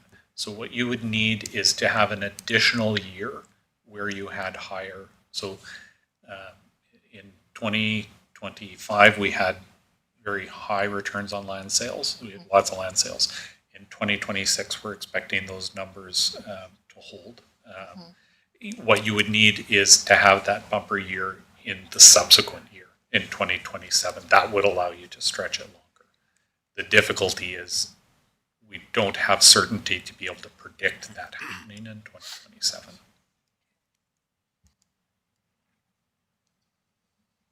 Okay, anything else? We're good with that one? Okay. All right. The next operating business case has to do with the financial reserve framework. So the financial reserve framework is essentially the guiding decision that will help us develop our reserve policy.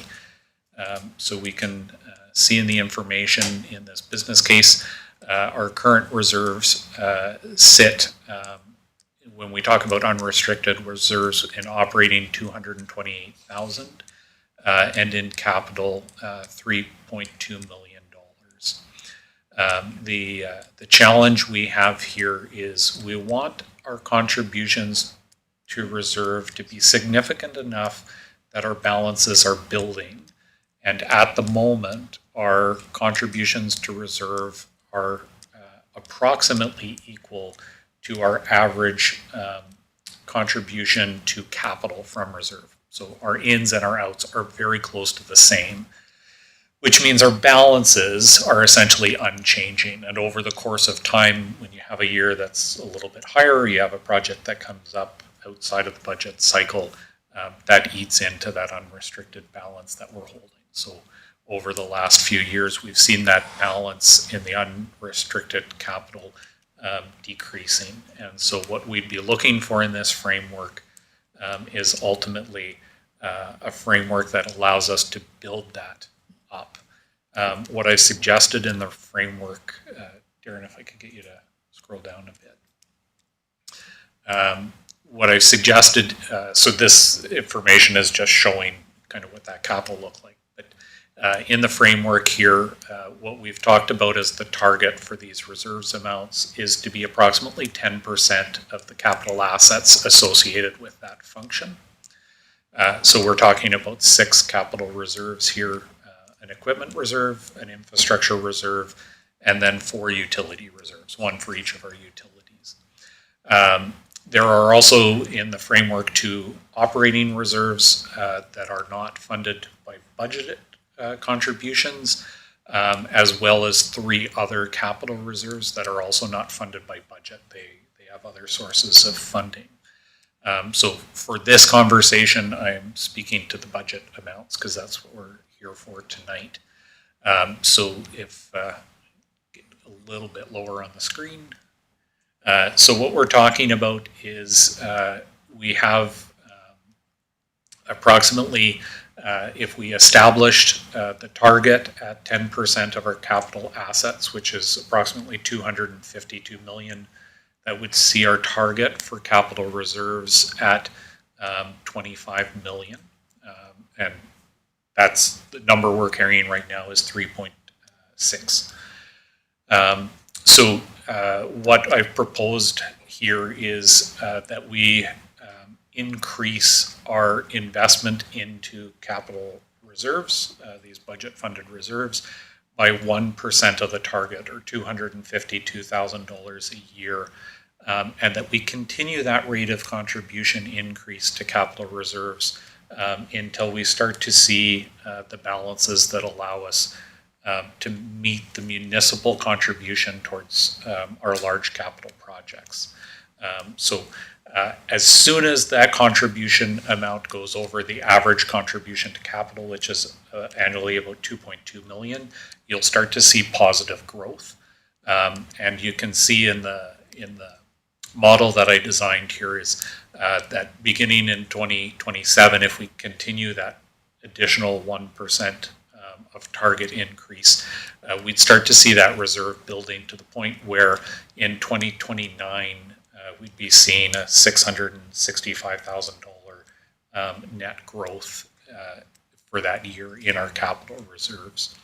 Now, this will be a bit of a slow process because we've got a big target.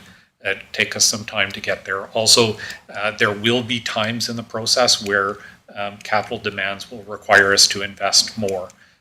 And when we do that, we'll erode that growth and basically have to rebuild that back up. So it'd be a long-term strategy, but the idea here is to take an annual bite into this to help us grow that reserve into something that we could do.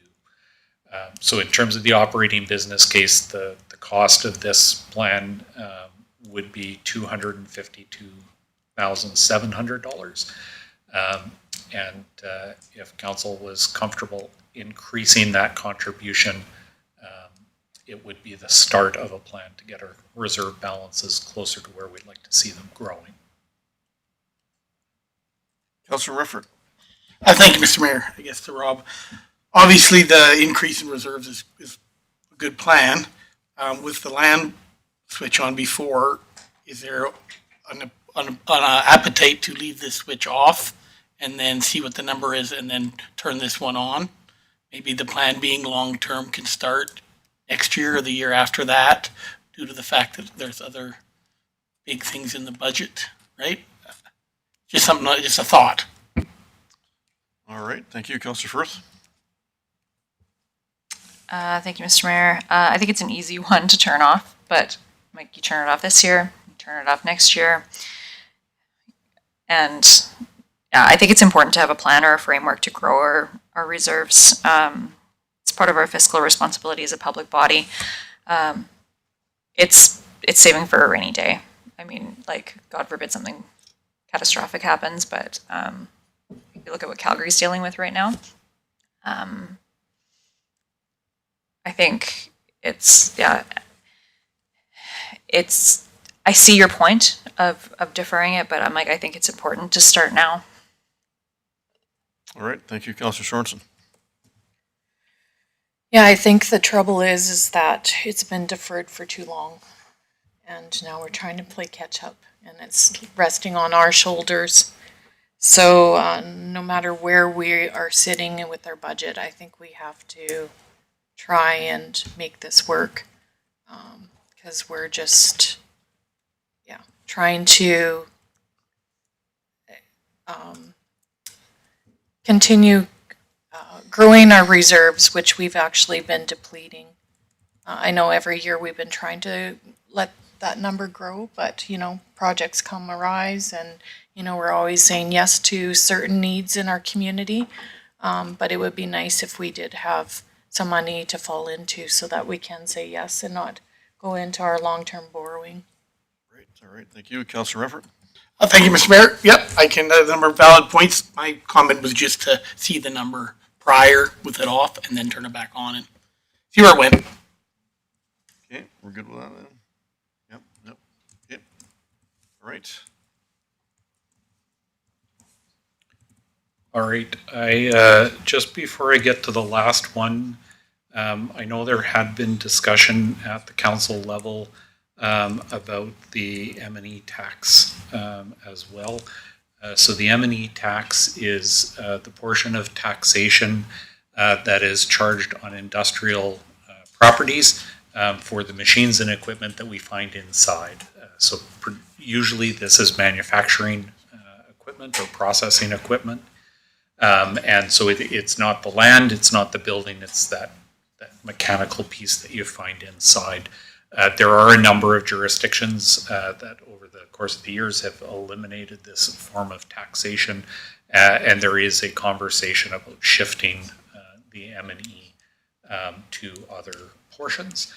There's a number of ways to do this. If we are just looking to eliminate it straight up, it would need to be kind of removed from our tax revenue because it does generate approximately $890,000 a year at the moment. There could be a number of ways to do that. So it could be straight up eliminated by simply working it out into the taxation at large. It could be transferred only to the non-residential portion of the taxes. But either way, I think I would suggest developing a long-term strategy that would see us working towards eliminating it, because it is a shift in who pays the taxes and how.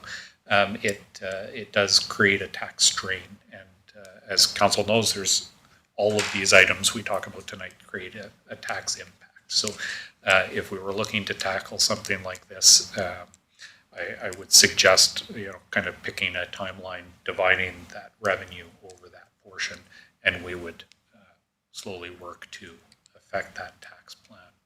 So if the plan was to move it at large, we could simply add it as an operating business case to move that value at large. If the plan was to move it only to the non-residential section, I think we'd look to take that away and calculate for council what that would look like. Because it's not one that we had prepared, but if that's something council wanted to consider, then this would be a good time to have that discussion. All right, Councillor Sorensen. Yeah, I brought this up for discussion just because we are growing as a community and we want more economic development, and part of that is attracting new industry to our community, and I believe this is jeopardizing that growth. So I would like some type of strategic plan in moving this away from machine and equipment and it being more of an industrial or commercial tax spread over, I guess, all of the businesses. I'm not sure exactly how you do that.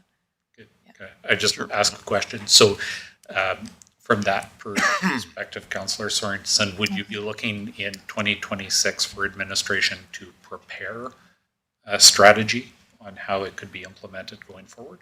Sure. Because in that case, the preparation of the strategy wouldn't have a tax impact in 2026, which Yeah, and you know, it's just been an ongoing conversation, but there hasn't really been any appetite for it to be more than just a conversation. But I would like it to be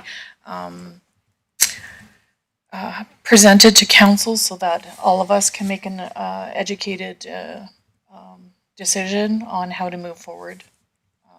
Because I do believe that it's hindering our potential for growth. All right, thank you. Councillor Firth? I would also be in favor of seeing a plan about how to phase it out. I'm going to play devil's advocate a little bit. I don't know. I'm curious if eliminating it would impact our growth, or if the increase in non-residential taxes would perhaps, like, what impact that would have, and that sometimes that's hard to know without a crystal ball. But I would like to see a plan about how we can move away from that, because I think it's less common, and I think it's putting an unfair burden on certain industries or certain businesses in our community. And so maybe that's something that should be shared by all our non-residential taxpayers. All right, thank you. Councillor Renfro? Thank you, Mr. Mayor. Yeah, I agree with the plan rather than changing it in this year, in this budget. I would say the plan is great. However, council decides to split it up, but yeah, I am going to Councilor Firth's comment of splitting it up and putting it into the non-residential. There is a burden we're putting on everybody, so to lose, that's a tough one. I don't know if you could do it over everybody, but a plan would be awesome. So I'm in support of a plan. All right. Thank you, Councillor Sorensen. I don't see it as a burden. I see it as a potential of growth. So, maybe the businesses that are paying this, they could then divert that cash flow into expanding their business, which, would help us, our community also, and then attracting, there's several communities that have actually phased this out and are succeeding. So I would just like to see administration formulate a plan so that hopefully we can move forward and, maybe not eliminate it in its entirety. Maybe that's an option too, but just to reduce that number too. Yeah, it would seem if we're not part of the norm, like I said, that's doing this regular and it's been a deterrent for other business interests, then seems like a no-brainer not to go that route, right? So something in that capacity would be great, I believe. Councillor Sparks? I totally agree with everything that's been said here about this M&E. I can see how this M&E strategy could and should have a huge impact on those who want to invest in our community. This is something that needs to be done away with or drastically reduced sooner than later, as this strategy, in my books, does not stimulate growth in any way, it impedes it. I would hate to lose a huge facility wanting to come into our community with lots of production equipment inside because of this M&E strategy. I would really hate that to happen, and it could. Thank you. All right. Okay. All right. So on to the last one, and exciting thing about this particular capital business case is it's an automatic piece. Like when we talked about the surplus from the base budget, this actually flows from the assessment. So there's two parts to assessment increases that we've talked about in the past. The first is the growth portion. Growth is the increase for new developments. So a new house, a new business building, those things that are built new in the year become true growth in the municipality. And then there is also increases in assessment that result from what we call the inflation component. So this is the overall change in assessment for everything that existed before. So that's when you had an existing house that sees its assessment increase by $15,000 in a year, or something like that. That's the inflationary component. So in municipal budgeting, what we typically do is we capture the growth as part of our tax increase, and it helps cover off increased costs of materials, goods, supplies, wages.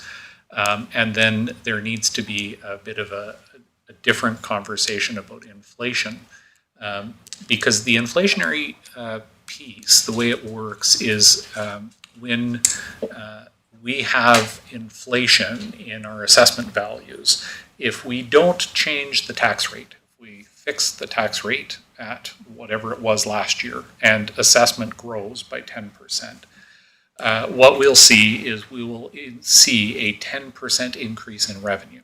So same rate will generate 10% more because there's 10% more value there.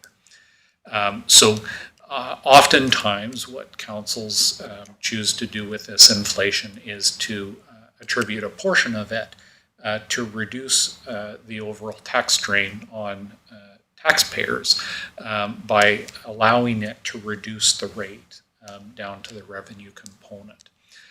What we need to be careful of is two things. One, the cost of everything is going up. That's one of the reasons we see assessment increases. So our costs for materials, goods and supplies, wages, and all those things have increased year over year, as has inflation.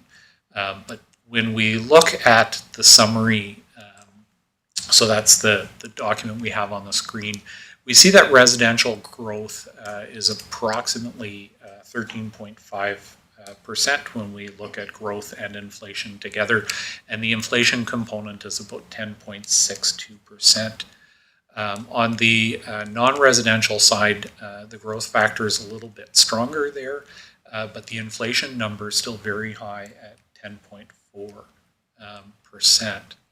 So it is desirable sometimes to try to reduce that impact of inflationary growth on the taxpayer, but we do need to be conscious that we do have increased costs. So in our model, what we do is I set it up as a one-time business case line, because that inflationary factor produces a potential revenue generation of $1.5 million across our tax base. Now, again, I will temper this when we get into tax rates and tax revenues. We're dealing with our best estimations tonight. But so what we do is we say, okay, if we didn't change the tax rate, we would see an additional $1.5 million in revenue. So I create an operating business case line in our exercise worksheet that shows that 1.5 million in additional revenue. And then the exercise will take what we used and use it to fund that, and what is left over is transferred back to the taxpayer. Now, we just need to run a couple of things, and I'll be able to switch over the presentation. I'm running up against time. We just got about 5 minutes to wrap this up. Are you able to do that? And all right. Let me pull this over. I just wanted to double check that I had recorded the finance reserve framework as promoted. That was correct? Okay.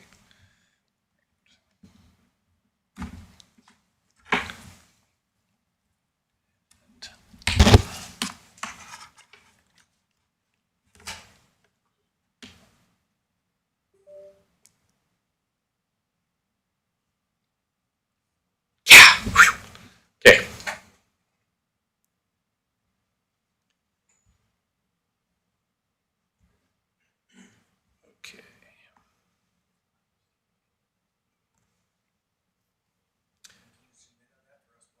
Yeah, I'll make this a little bit bigger. Okay. How's that size-wise? We can see? Yeah, that's better. Yep. All right, so as a quick recap, we have the surplus from the base budget. We have the communities in bloom. We have the Tabor and District Handy Bus at 7,100. The Chamber of Commerce, the Food Bank at 2,740. We also promoted the Tabor Public Library, the Asset Management Coordinator, the Northwest ASP, the Privacy Management Program, the Cemetery Tree and Shrub Removal, the Crisis Communication Plan, $50,000 for centralized communications budget, $800,000 for the land development function surplus, the M&E strategy, and the financial reserve framework. All of that together, when we consider the inflation portion of assessment, generates a tax revenue impact of a negative $340,000. So this, speaking in broad terms, would mean an overall tax rate decrease of 2.9%. And that's based on the 1% of taxation being $119,000. Now, what's important to remember here is that this is the percent change in the tax rate, the mill rate. This is not universally felt across the groups, because inside assessment, there are groups of assessments that change as blocks, but individual properties also have individual assessment changes. So it is entirely possible that in the residential component, although we talk about the rate decreasing 2.9%, and that the overall increase in assessment in that category is 13.5%, we do find that there are properties that will see significantly more or significantly less than that 13.5% increase. So it is not universal for all property owners what they ultimately see in the bottom corner of their tax notices. It is also because in those tax notices are the non-municipal components. So we have the seniors housing requisition, the provincial school tax requisition, the designated industrial levy. Those types of things are not ours to control. And so the number in the bottom corner of the taxes does not represent these numbers here. This is a general statement about taxes overall. So given that the average assessment that we see across the whole municipality is kind of in that 13 to 15% range, if we lower taxation approximately 3%, the net impact would be on average about a 12% increase, but that is insulating 3% of the assessment change impact from the average taxpayer.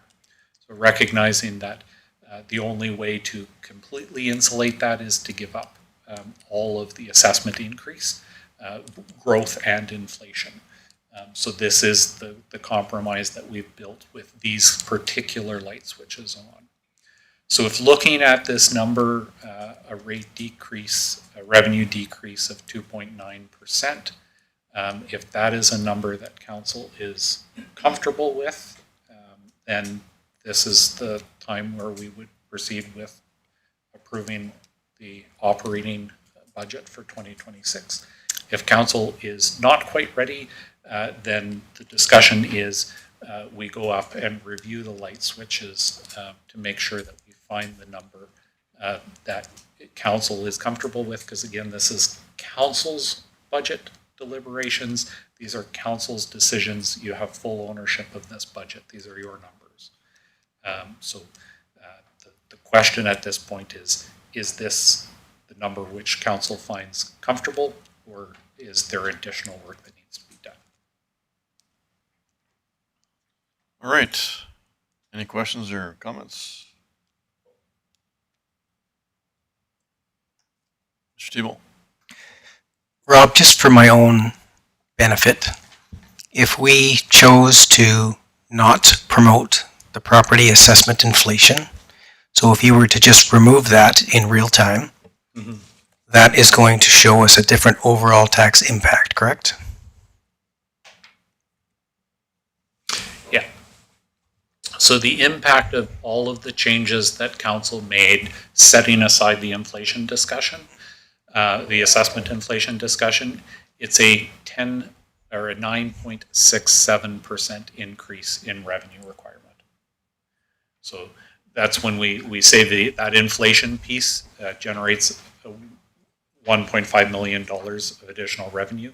It's offsetting that $1.15 million of increased expenses in the budget.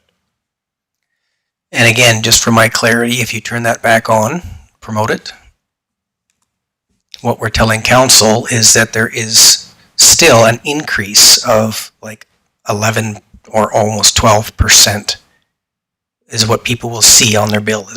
Do I have that correct? That's correct. So if you look at just your municipal portion, because of the change in assessment, on average, your average taxpayer will still see approximately a 12% increase in the amount that they would be looking to fund. So entirely, if we were to not provide that 2.9% decrease in revenue, it would actually be closer to 15% that the taxpayer would see as an increase. I have that right? That's correct. Yeah. Right. So when we look at some other municipalities, and I'll pick on the big guys because they can take it. The city of Edmonton, city of Calgary, when they talk about tax increases, kind of in that 6 to 8% tax increase range, that is aside from their assessment change. It's just the change in their tax rate. It's not in the amount the ratepayer pays. So when they see large assessment changes, that money is collected in addition to those tax numbers that we hear when we hear talk on the radio. All right, Councillor Sorensen. Thank you. Rob, could you take that 1.5 million out again?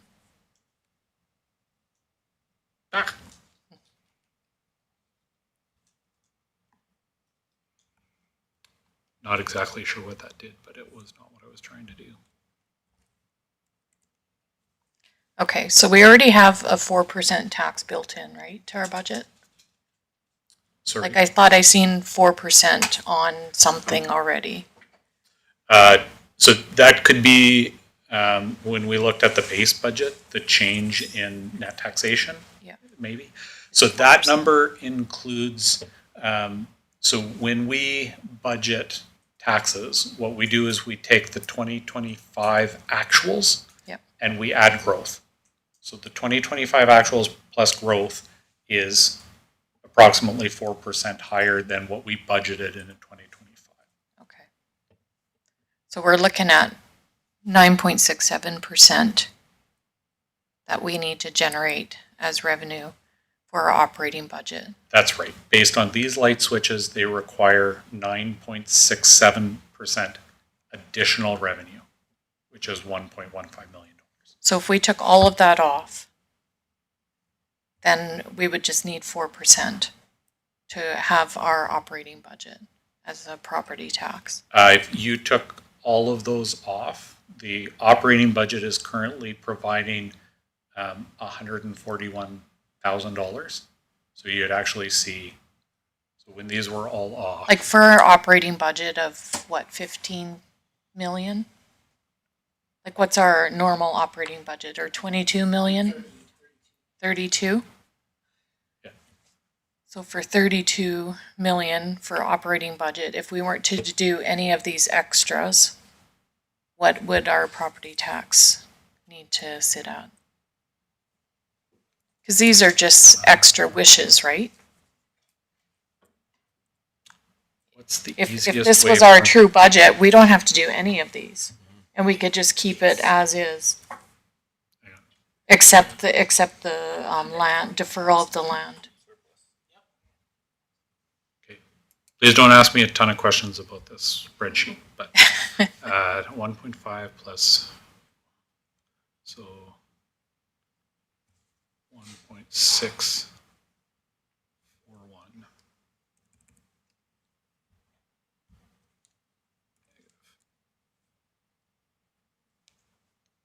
So speaking in general terms, if we didn't turn on any of the light switches, Yep. the revenue could fall by $1.64 million, and the rates could be reduced by 13.8%.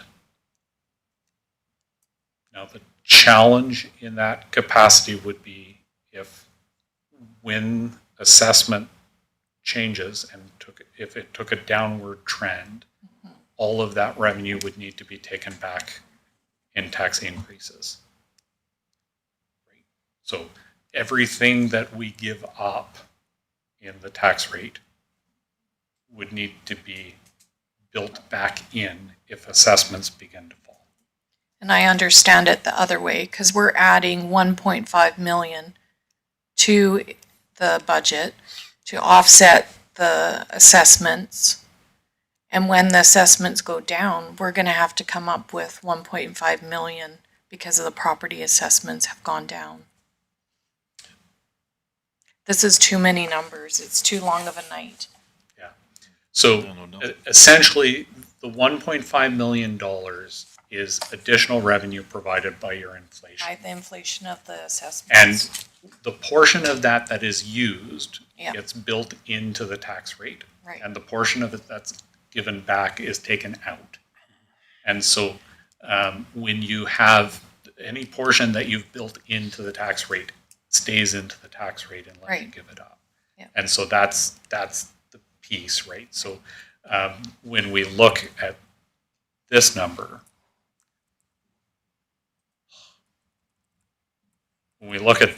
that 1.1 is being used of the 1.5 million. So it becomes part of the rate.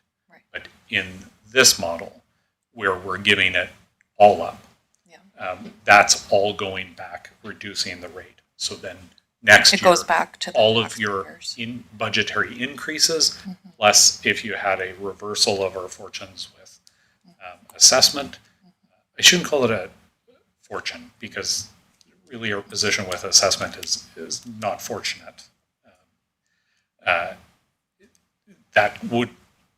You could be in a position where you have to build that back in, tax it back. So that's when we talked about this last year. That's why I said, I understand that there is a desire to try to insulate from these increases. The difficulty is the longer they go on, the harder that is. And when rates reverse and we see decreases, then you have to build that back in with tax increases. Yeah, it's just to, because the one-offs will just be effective this tax year, but it's the ones that we're doing an annual commitment for, 3 years that we're going to have to make sure that we have enough taxes to compensate for that. All right, Councillor Firth.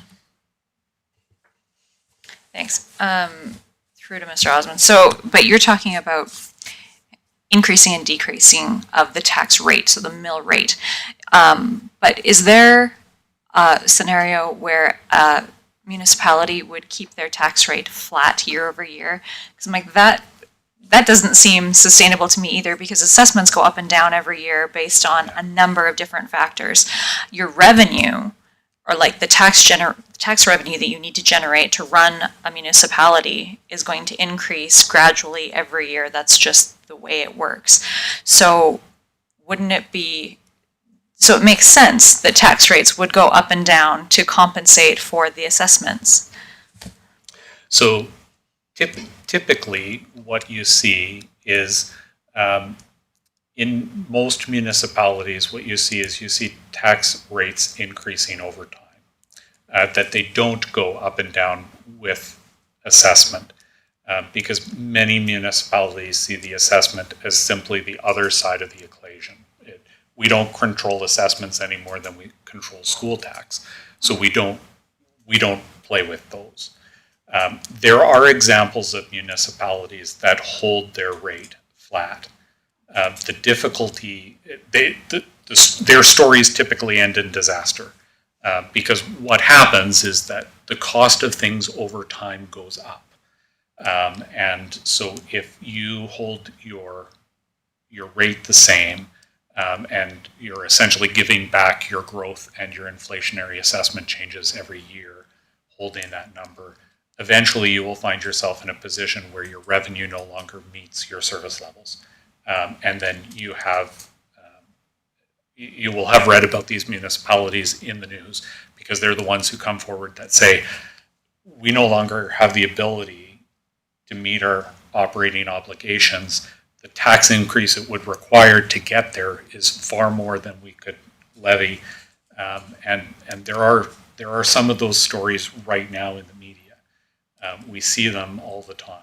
And so generally, yes, we do want to, when we talk about sustainability, we do talk about tax rates that increase because when you hold them steady, you're not being responsive to the growth and cost of those service levels that we provide. Councilor Redford. Thank you, Mr. Mayor. I know everybody probably wants to take off, but if I could do one light switch move just to see, obviously put the promoted back or that one back in.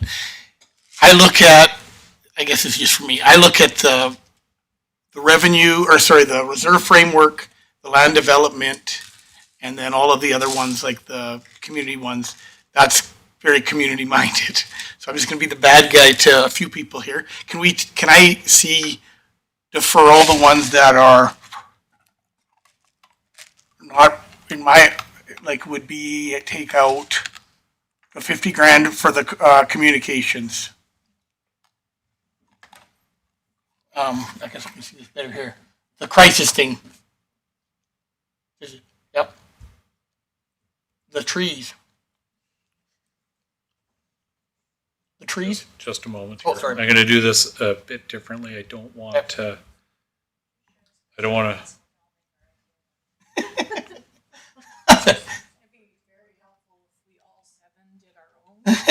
No, we'll do it together here.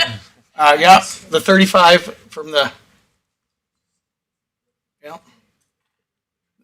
The only one I would say that I would like the Northwest ASP because I think that goes into community, that develops. Okay.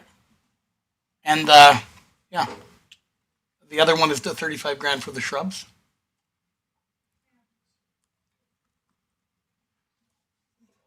Okay, yeah. What's that? Does that take us under? That takes you to a 4% decrease in rates. So, and what was our number? It was approximately 14. Oh, sorry, the overall number? Yeah, it's somewhere between 14 and 15. Yeah, because that's the number everybody's going to kind of want to know. That's the increase. So yeah, that's 10. Okay, yeah, I'm just looking. And if we didn't plan for the future, nobody's stopping me. Well. Nobody's stopping me here. So if we didn't plan for the future, no, that one we have to. Okay. Yeah, we'll do. Yep. That's cool. That's cool how this works.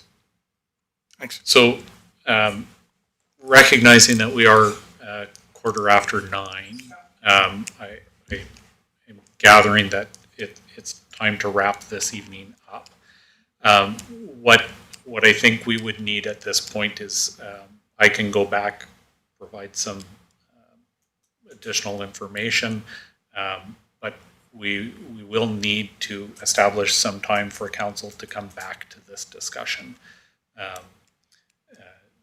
because we do want to wrap up the budget discussion and establish an operating budget for the municipality. So gathering that council has not yet found their comfortable spot with regard to this number, then we should probably establish when it is that we would reconvene.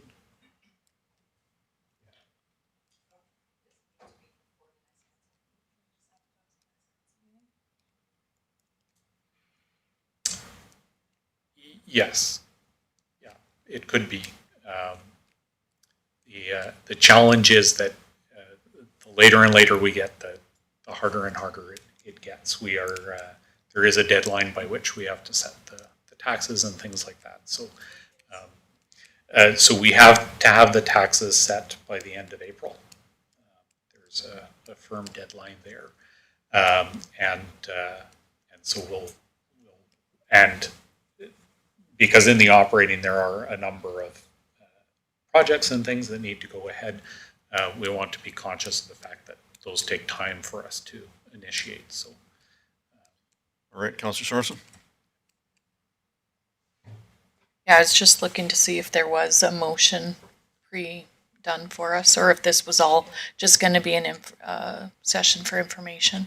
So there is a motion attached to this section, and that the recommendation was, assuming that we got to a position where council was comfortable, was the approval of the operating budget. So, do you know what page that's on?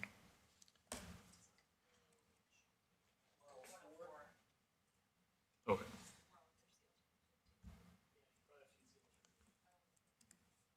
I think I think.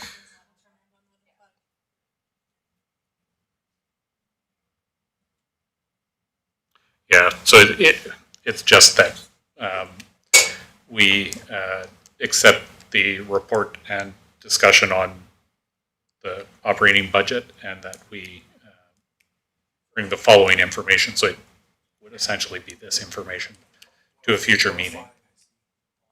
That's what we've been going with, yeah. Okay, someone prepared to make that motion? Councillor Sorensen? Thank you, Mr. Mayor. I make a motion that council accepts the report on the 2026 operating budget and the other years, or just 2026? You can leave it at the 2026 operating budget.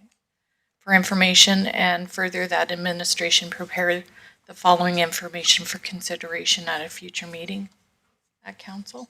All right, motion on the table. All in favor? Carried unanimous, thank you. And nothing further, we can close the meeting. Motion to close the meeting. You did, okay, motion on the table, all in favor?